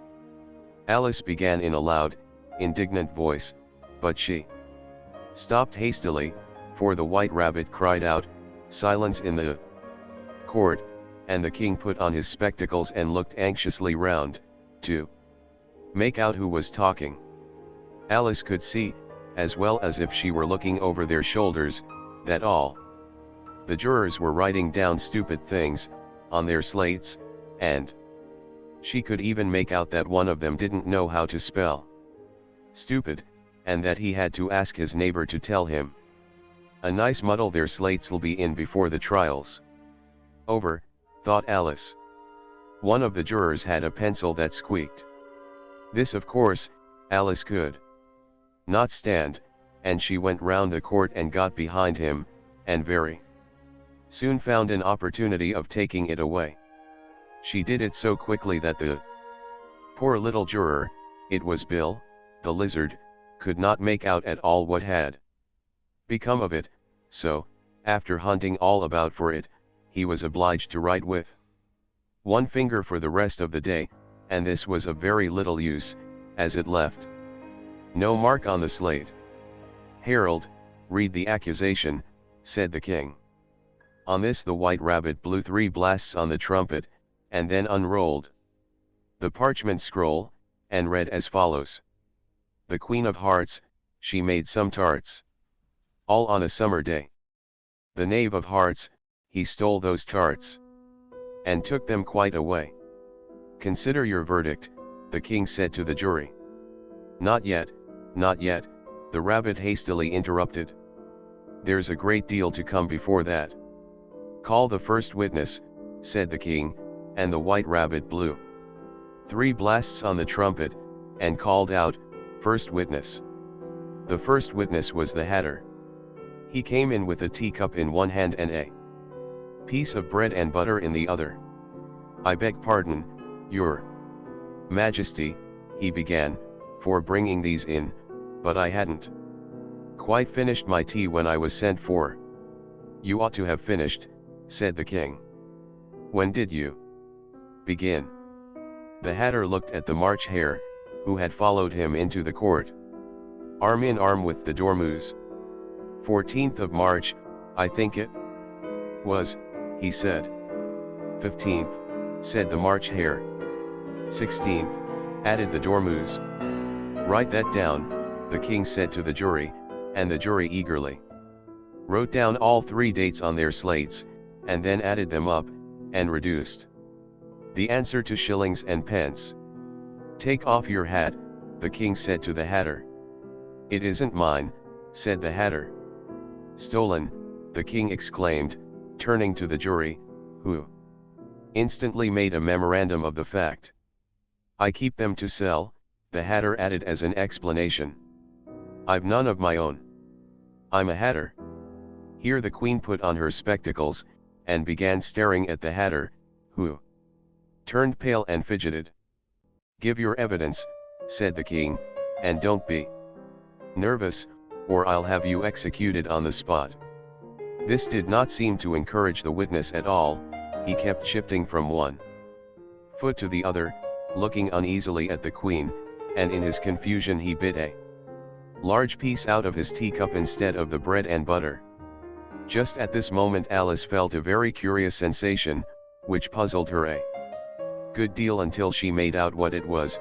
She was beginning to grow larger again, and she thought at first she would get up and leave the court, but on second thoughts she decided to remain where she was as long as there was room for her. I wish you wouldn't squeeze so, said the Dormouse, who was sitting next to her. I can hardly breathe. I can't help it, said Alice very meekly, I'm growing. You've no right to grow here, said the Dormouse. Don't talk nonsense, said Alice more boldly, you know you're growing too. Yes, but I grow at a reasonable pace, said the Dormouse. Not in that ridiculous fashion. And he got up very sulkily and crossed over to the other side of the court.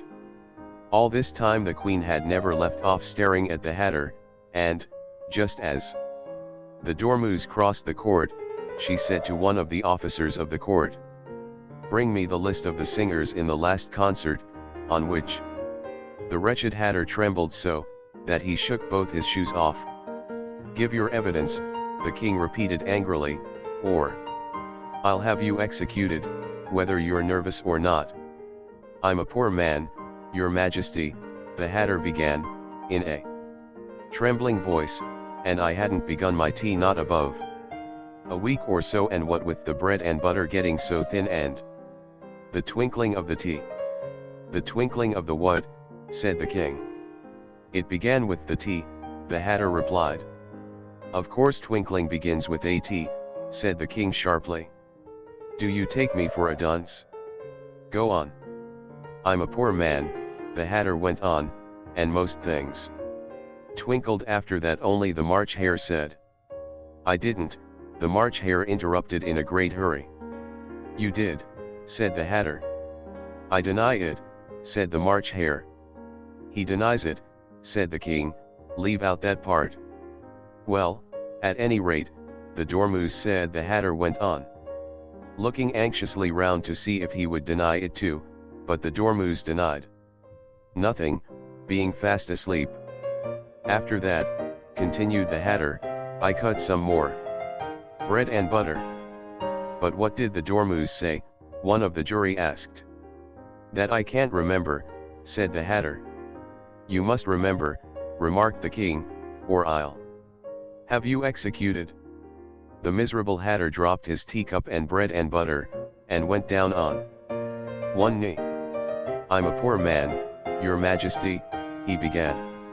You're a very poor speaker, said the king. Here one of the guinea pigs cheered, and was immediately suppressed by the officers of the court. As that is rather a hard word, I will just explain to you how it was done. They had a large canvas bag, which tied up at the mouth with strings. Into this they slipped the guinea pig, head first, and then sat upon it. I'm glad I've seen that done, thought Alice. I've so often read in the newspapers, at the end of trials. There was some attempts at applause, which was immediately suppressed by the officers of the court, and I never understood what it meant till now. If that's all you know about it, you may stand down, continued the king. I can't go no lower, said the Hatter, I'm on the floor, as it is. Then you may sit down, the king replied. Here the other guinea pig cheered, and was suppressed. Come, that finished the guinea pigs, thought Alice. Now we shall get on better. I'd rather finish my tea, said the Hatter, with an anxious look at the Queen, who was reading the list of singers. You may go, said the king, and the Hatter hurriedly left the court, without even waiting to put his shoes on. And just take his head off outside, the Queen added to one of the officers, but the Hatter was out of sight before the officer could get to the door. Call the next witness, said the king. The next witness was the Duchess's cook. She carried the pepper box in her hand, and Alice guessed who it was, even before she got into the court, by the way the people near the door began sneezing all at once. Give your evidence, said the king. Shanty, said the cook. The king looked anxiously at the White Rabbit, who said in a low voice, Your Majesty must cross-examine this witness. Well, if I must, the king said, with a melancholy air. And, after folding his arms and frowning at the cook till his eyes were nearly out of sight, he said in a deep voice, What are tarts made of? Pepper, mostly, said the cook. Treacle, said a sleepy voice behind her. Collar that dormouse, the Queen shrieked out. Behead that dormouse. Turn that dormouse out of court. Suppress him. Pinch him. Off with his whiskers. For some minutes the whole court was in confusion, getting the dormouse turned out, and, by the time they had settled down again, the cook had disappeared. Never mind, said the king, with an air of great relief. Call the next witness. And he added in an undertone to the Queen. Really, my dear, you must cross-examine the next witness. It quite makes my forehead ache. Alice watched the White Rabbit as he fumbled over the list, feeling very curious to see what the next witness would be like, for they haven't got much evidence yet, she said to herself. Imagine her surprise, when the White Rabbit read out, at the top of his shrill little voice, the name Alice. Chapter 12. Alice's Evidence.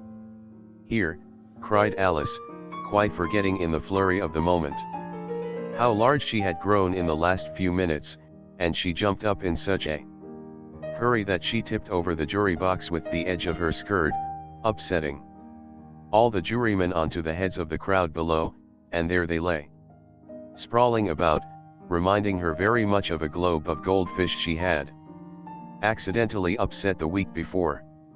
Oh, I beg your pardon, she exclaimed in a tone of great dismay, and began picking them up again as quickly as she could, for the accident of the goldfish kept running in her head, and she had a vague sort of idea that they must be collected at once and put back into the jury box, or they would die. The trial cannot proceed, said the king in a very grave voice, until all the jurymen are back in their proper places. All, he repeated with great emphasis, looking hard at Alice as he said so. Alice looked at the jury box, and saw that, in her haste, she had put the lizard in head downwards, and the poor little thing was waving its tail about in a melancholy way, being quite unable to move. She soon got it out again, and put it right. Not that it signifies much, she said to herself. I should think it would be quite as much use in the trial one way up as the other. As soon as the jury had a little recovered from the shock of being upset, and Their slates and pencils had been found and handed back to them. They set to work very diligently to write out a history of the accident, all except the lizard, who seemed too much overcome to do anything but sit with its mouth open, gazing up into the roof of the court. "What do you know about this business?" the king said to Alice. "Nothing," said Alice. "Nothing whatever," persisted the king. "Nothing whatever," said Alice. "That's very important," the king said, turning to the jury. They were just beginning to write this down on their slates, when the white rabbit interrupted. "Unimportant, your majesty means, of course," he said in a very respectful tone, but frowning and making faces at him as he spoke. "Unimportant, of course, I meant," the king hastily said, and went on to himself in an undertone. "Important, unimportant, unimportant, important," as if he were trying which word sounded best. Some of the jury wrote it down important, and some unimportant. Alice could see this, as she was near enough to look over their slates, but it doesn't matter a bit, she thought to herself. At this moment the king, who had been for some time busily writing in his notebook, cackled out silence, and read out from his book. Rule 42. All persons more than a mile high to leave the court. Everybody looked at Alice. "I'm not a mile high," said Alice. "You are," said the king. "Nearly 2 miles high," added the queen. "Well, I shan't go, at any rate," said Alice. "Besides, that's not a regular rule, you invented it just now." "It's the oldest rule in the book," said the king. "Then it ought to be number 1, said Alice. The king turned pale, and shut his notebook hastily. "Consider your verdict," he said to the jury, in a low, trembling voice. "There's more evidence to come yet, please your majesty," said the white rabbit, jumping up in a great hurry. "This paper has just been picked up." "What's in it?" said the queen. "I haven't opened it yet," said the white rabbit, "but it seems to be a letter, written by the prisoner to somebody." "It must have been that," said the king, "unless it was written to nobody, which isn't usual, you know." "Who is it directed to?" said one of the jurymen. "It isn't directed at all," said the white rabbit. "In fact, there's nothing written on the outside." He unfolded the paper as he spoke, and added, "It isn't a letter, after all. It's a set of verses." "Are they in the prisoner's handwriting?" asked another of the jurymen. "No, they're not," said the white rabbit, "and that's the queerest thing about it." The jury all looked puzzled. "He must have imitated somebody else's hand," said the king. The jury all brightened up again. "Please your majesty," said the knave, "I didn't write it, and they can't prove I did. There's no name signed at the end." "If you didn't sign it," said the king, "that only makes the matter worse. You must have meant some mischief, or else you'd have signed your name like an honest man." There was a general clapping of hands at this. It was the first really clever thing the king had said that day. "That proves his guilt," said the queen. "It proves nothing of the sort," said Alice. "Why, you don't even know what they're about." "Read them," said the king. The white rabbit put on his spectacles. "Where shall I begin, please your majesty?" he asked. "Begin at the beginning," the king said gravely, "and go on till you come to the end, then stop." These were the verses the white rabbit read. "They told me you had been to her, and mentioned me to him. She gave me a good character, but said I could not swim. He sent them word I had not gone. We know it to be true. If she should push the matter on, what would become of you? I gave her 1, they gave him 2. You gave us 3 or more. They all returned from him to you. Though they were mine before. If I or she should chance to be involved in this affair, he trusts to you to set them free. Exactly as we were. My notion was that you had been, before she had this fit, an obstacle that came between him and ourselves and it. Don't let him know she liked them best. For this must ever be a secret, kept from all the rest. Between yourself and me. That's the most important piece of evidence we've heard. Yet, said the king, rubbing his hands, so now let the jury. If any one of them can explain it, said Alice, she had grown so large in the last few minutes that she wasn't a bit afraid of interrupting him. I'll give him sixpence. I don't believe there's an atom of meaning in it. The jury all wrote down on their slates, she doesn't believe there's an atom of meaning in it, but none of them attempted to explain the paper. If there's no meaning in it, said the king, that saves a world of trouble, you know, as we needn't try to find any. And yet I don't know, he went on, spreading out the verses on his knee, and looking at them with one eye, I seem to see some meaning in them, after all. Said I could not swim. You can't swim, can you? He added, turning to the knave. The knave shook his head sadly. Do I look like it? He said. Which he certainly did not, being made entirely of cardboard. All right, so far, said the king, and he went on muttering over the verses to himself, we know it to be true. That's the jury, of course I gave her one, they gave him two. Why, that must be what he did with the tarts, you know. But, it goes on, they all returned from him to you, said Alice. Why, there they are, said the king triumphantly, pointing to the tarts on the table. Nothing can be clearer than that. Then, again, before she had this fit, you never had fits, my dear, I think, he said to the queen. Never, said the queen furiously, throwing an inkstand at the lizard as she spoke. The unfortunate little Bill had left off writing on his slate with one finger, as he found it made no mark, but he now hastily began again, using the ink that was trickling down his face, as long as it lasted. Then the words don't fit you, said the king, looking round the court with a smile. There was a dead silence. It's a pun, the king added in an offended tone, and everybody laughed. Let the jury consider their verdict, the king said, for about the 20th time that day.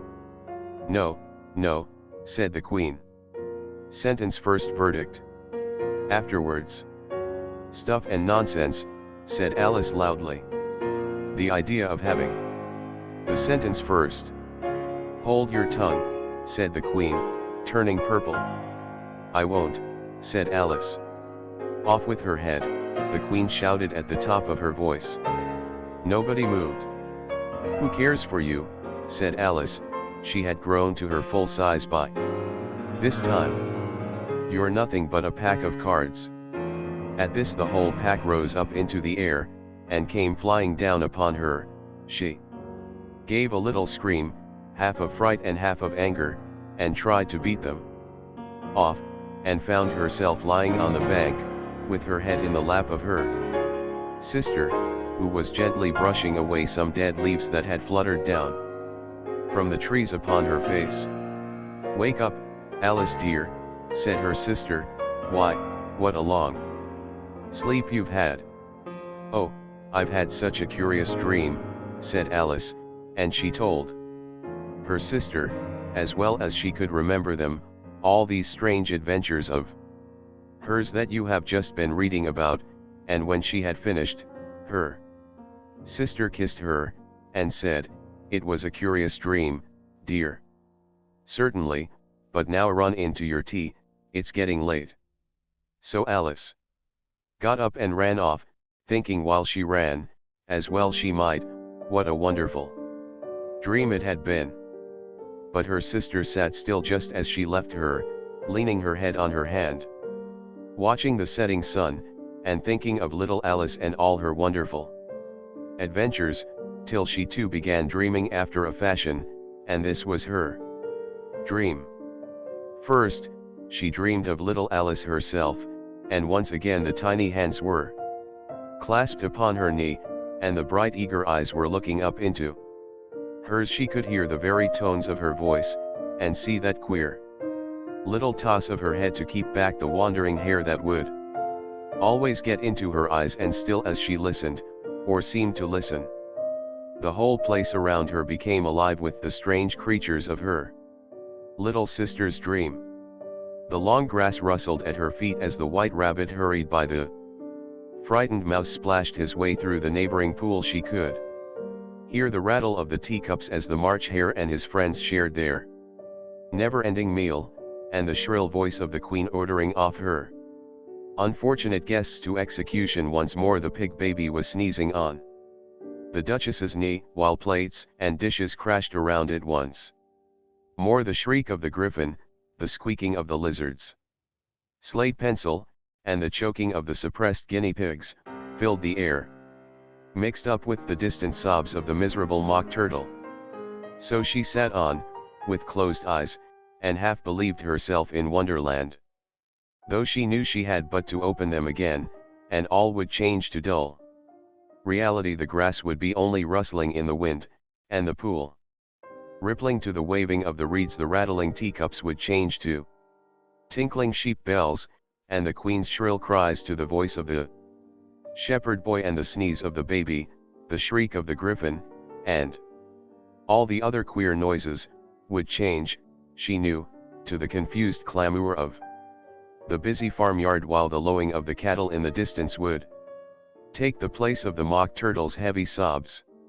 Lastly, she pictured to herself how this same little sister of hers would, in the aftertime, be herself a grown woman, and how she would keep, through all her riper years, the simple and loving heart of her childhood, and how she would gather about her other little children, and make their eyes bright and eager with many a strange tale, perhaps even with the dream of Wonderland of long ago, and how she would feel with all their simple sorrows, and find a pleasure in all their simple joys, remembering her own child life, and the happy summer days.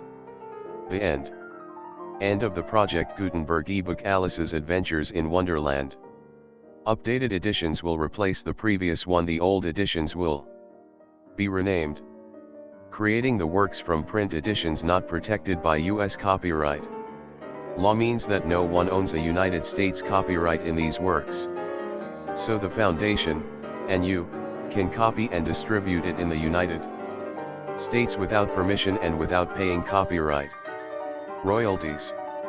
Special rules, set forth in the General Terms of Use part of this license, apply to copying and distributing Project Gutenberg trademark electronic works. To protect the Project Gutenberg trademark concept and trademark. Project Gutenberg is a registered trademark and may not be used if you charge for an ebook, except by following the terms of the trademark license, including paying royalties for use of the Project Gutenberg trademark. If you do not charge anything for copies of this ebook, complying with the trademark license is very easy. You may use this ebook for nearly any purpose, such as creation of derivative works, reports, performances, and research. Project Gutenberg ebooks may be modified and printed and given away. You may do practically anything in the United States with ebooks not protected by U.S. copyright law. Redistribution is subject to the trademark license, especially commercial redistribution. Start, full license. The full Project Gutenberg license. Please read this before you distribute or use this work. To protect the Project Gutenberg trademark mission of promoting the free distribution of electronic works, by using or distributing this work, or any other work associated in any way with the phrase project Gutenberg, you agree to comply with all the terms of the full Project Gutenberg trademark license available with this file or online at www.gutenberg.org/license. Section 1. General Terms of Use and Redistributing Project Gutenberg Trademark. Electronic Works. 1.a. By reading or using any part of this Project Gutenberg trademark electronic work, you indicate that you have read, understand, agree to, and accept all the terms of this license and intellectual property trademark/copyright agreement. If you do not agree to abide by all the terms of this agreement, you must cease using and return or destroy all copies of Project Gutenberg trademark electronic works in your possession. If you paid a fee for obtaining a copy of or access to a Project Gutenberg trademark electronic work and you do not agree to be bound by the terms of this agreement, you may obtain a refund from the person or entity to whom you paid the fee as set forth in paragraph 1.e.8. 1.b. Project Gutenberg is a registered trademark. It may only be used on or associated in any way with an electronic work by people who agree to be bound by the terms of this agreement. There are a few things that you can do with most Project Gutenberg trademark electronic works, even without complying with the full terms of this agreement. See paragraph 1.c below. There are a lot of things you can do with Project Gutenberg trademark electronic works if you follow the terms of this agreement and help preserve free future access to Project Gutenberg trademark electronic works. See paragraph 1.e below. 1.c. The Project Gutenberg Literary Archive Foundation, the Foundation or PGLOF, owns a compilation copyright in the collection of Project Gutenberg trademark electronic works. Nearly all the individual works in the collection are in the public domain in the United States.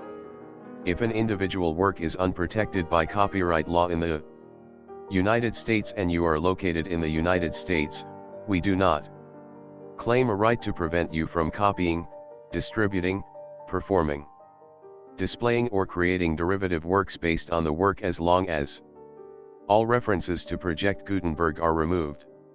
Of course, we hope that you will support the Project Gutenberg trademark mission of promoting free access to electronic works by freely sharing Project Gutenberg trademark works in compliance with the terms of this agreement for keeping the Project Gutenberg trademark name associated with the work. You can easily comply with the terms of this agreement by keeping this work in the same format with its attached full Project Gutenberg trademark license when you share it without charge with others. 1.d. The copyright laws of the place where you are located also govern what you can do with this work. Copyright laws in most countries are in a constant state of change. If you are outside the United States, check the laws of your country in addition to the terms of this agreement before downloading, copying, displaying, performing, distributing or creating derivative works based on this work or any other Project Gutenberg trademark work. The Foundation makes no representations concerning the copyright status of any work in any country other than the United States.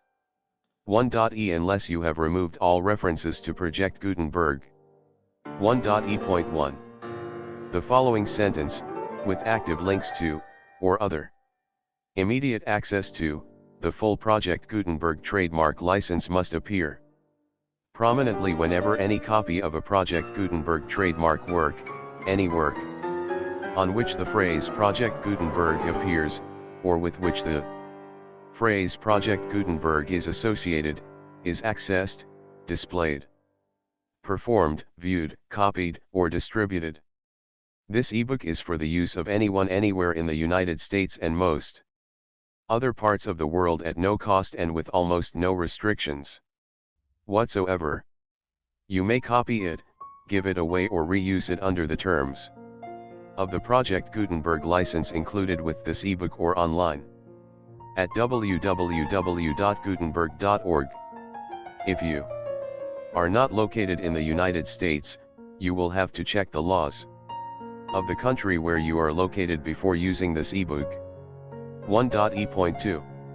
If an individual Project Gutenberg trademark electronic work is derived from texts not protected by U.S. copyright law, does not contain a notice indicating that it is posted with permission of the copyright holder, the work can be copied and distributed to anyone in the United States without paying any fees or charges.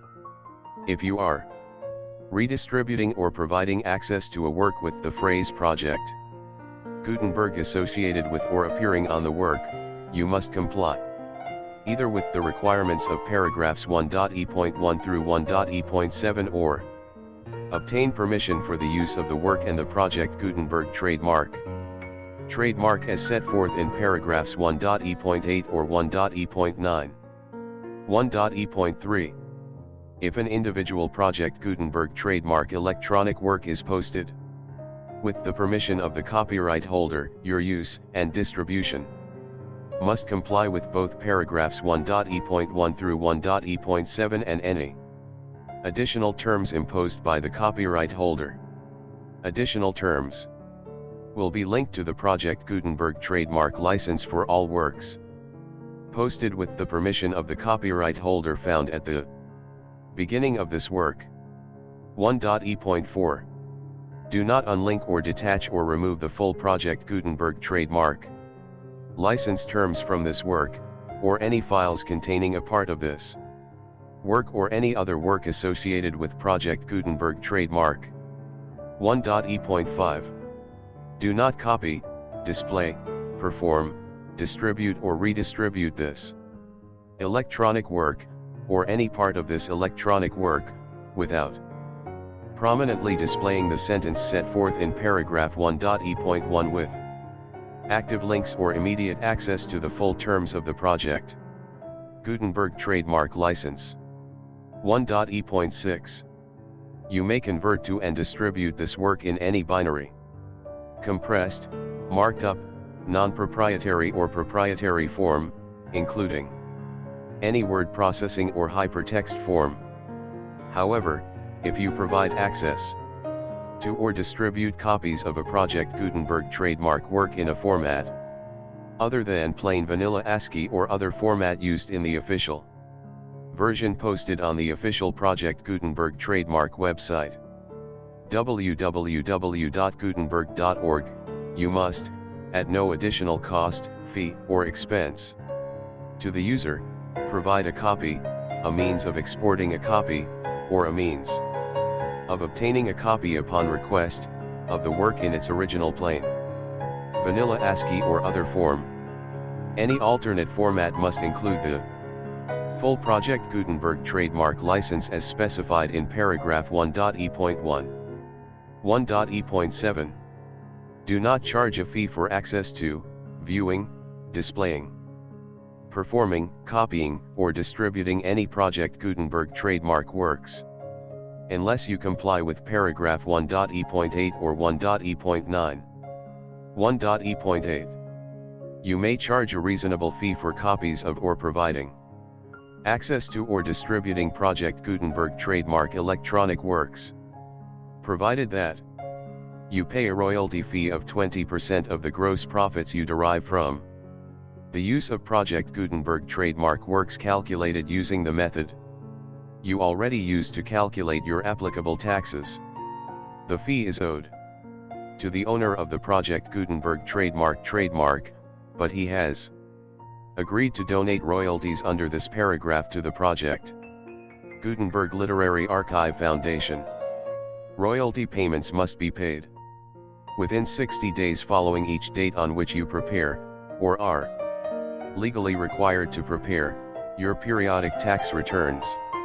Royalty payments should be clearly marked as such and sent to the Project Gutenberg Literary Archive Foundation at the address specified in Section 4, Information about donations to the Project Gutenberg Literary Archive Foundation. You provide a full refund of any money paid by a user who notifies you in writing, or by email, within 30 days of receipt that he does not agree to the terms of the full Project Gutenberg trademark license. You must require such a user to return or destroy all copies of the works possessed in a physical medium and discontinue all use of and all access to other copies of Project Gutenberg trademark works. You provide, in accordance with paragraph 1.f.3, a full refund of any money paid for a work or a replacement copy, if a defect in the electronic work is discovered and reported to you within 90 days of receipt of the work. You comply with all other terms of this agreement for free distribution of Project Gutenberg trademark works. 1.e.9.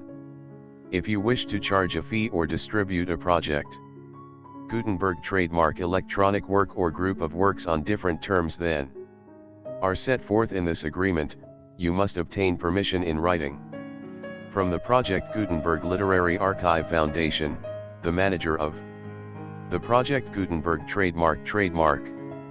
Contact the foundation as set forth in section 3 below. 1.f 1.f.1 Project Gutenberg volunteers and employees expend considerable effort to identify, do copyright research on, transcribe and proofread works not protected by U.S. copyright law in creating the Project Gutenberg trademark collection.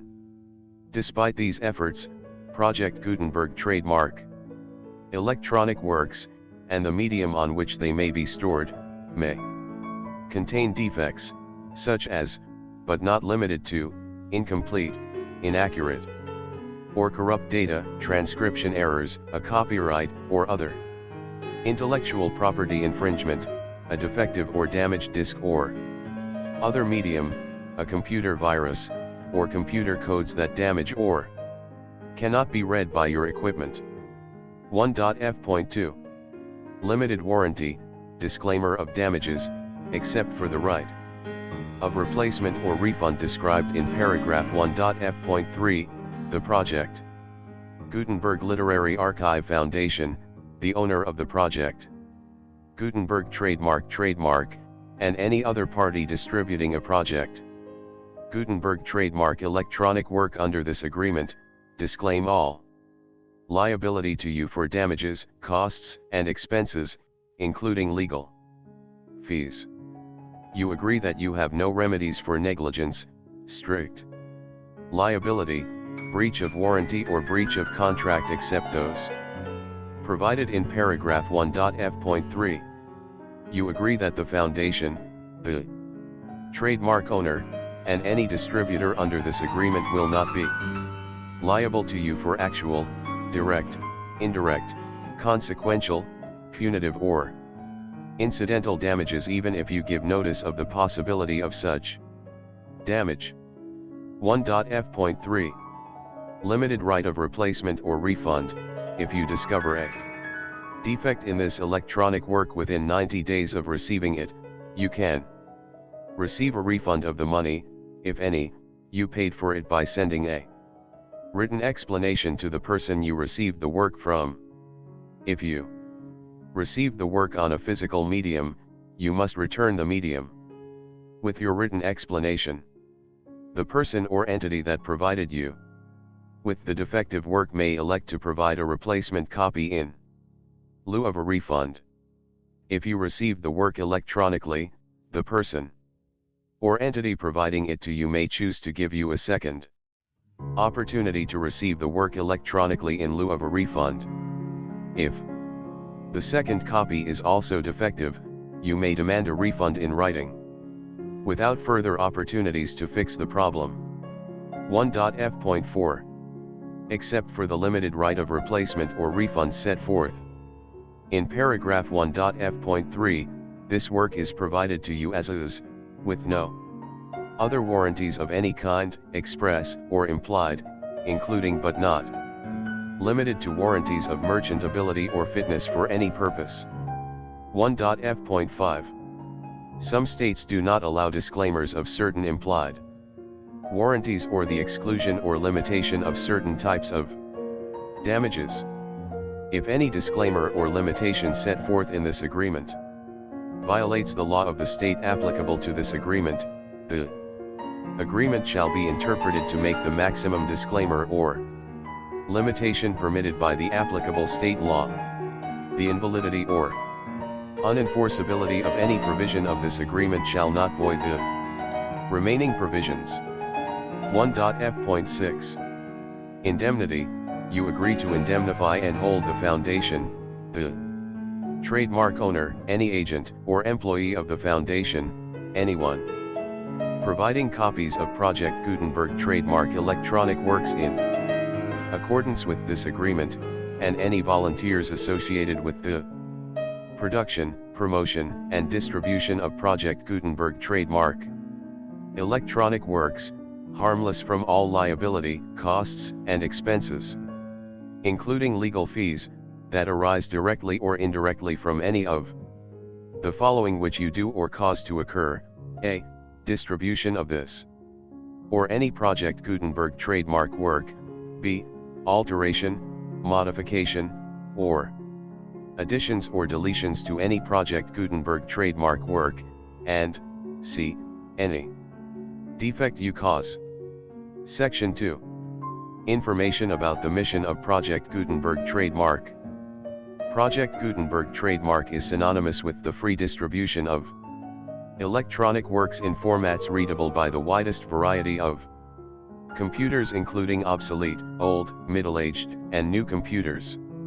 It exists because of the efforts of hundreds of volunteers and donations from people in all walks of life.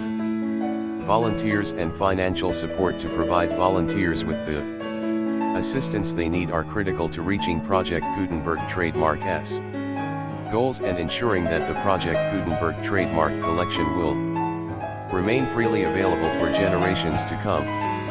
In 2001, the Project Gutenberg Literary Archive Foundation was created to provide a secure and permanent future for Project Gutenberg trademark and future generations.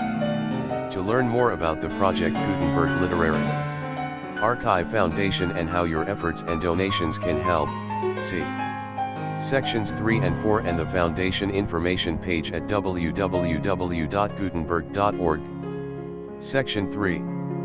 Information about the Project Gutenberg Literary Archive Foundation. The Project Gutenberg Literary Archive Foundation is a non-profit 501(c)(3) educational corporation organized under the laws of the State of Mississippi and granted tax-exempt status by the Internal Revenue Service. The Foundation's IN or Federal Tax Identification number is 64-6221541. Contributions to the Project Gutenberg Literary Archive Foundation are tax-deductible to the full extent permitted by U.S. federal laws and your state's laws. The Foundation's business office is located at 809 North 1500 West, Salt Lake City, Utah 84116801596-1887. Email contact links and up-to-date contact information can be found at the Foundation's website and official page at www.gutenberg.org/contact. Section 4. Information about donations to the Project Gutenberg Literary Archive Foundation. Project Gutenberg trademark depends upon and cannot survive without widespread public support and donations to carry out its mission of increasing the number of public domain and licensed works that can be freely distributed in machine-readable form accessible by the widest array of equipment, including outdated equipment. Many small donations, $1 to $5,000, are particularly important to maintaining tax-exempt status with the IRS.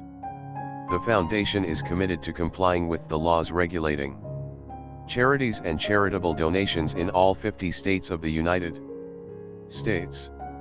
Compliance requirements are not uniform and it takes a considerable effort, much paperwork, and many fees to meet and keep up with these requirements. We do not solicit donations in locations where we have not received written confirmation of compliance. To send donations or determine the status of compliance for any particular state, visit www.gutenberg.org/donate.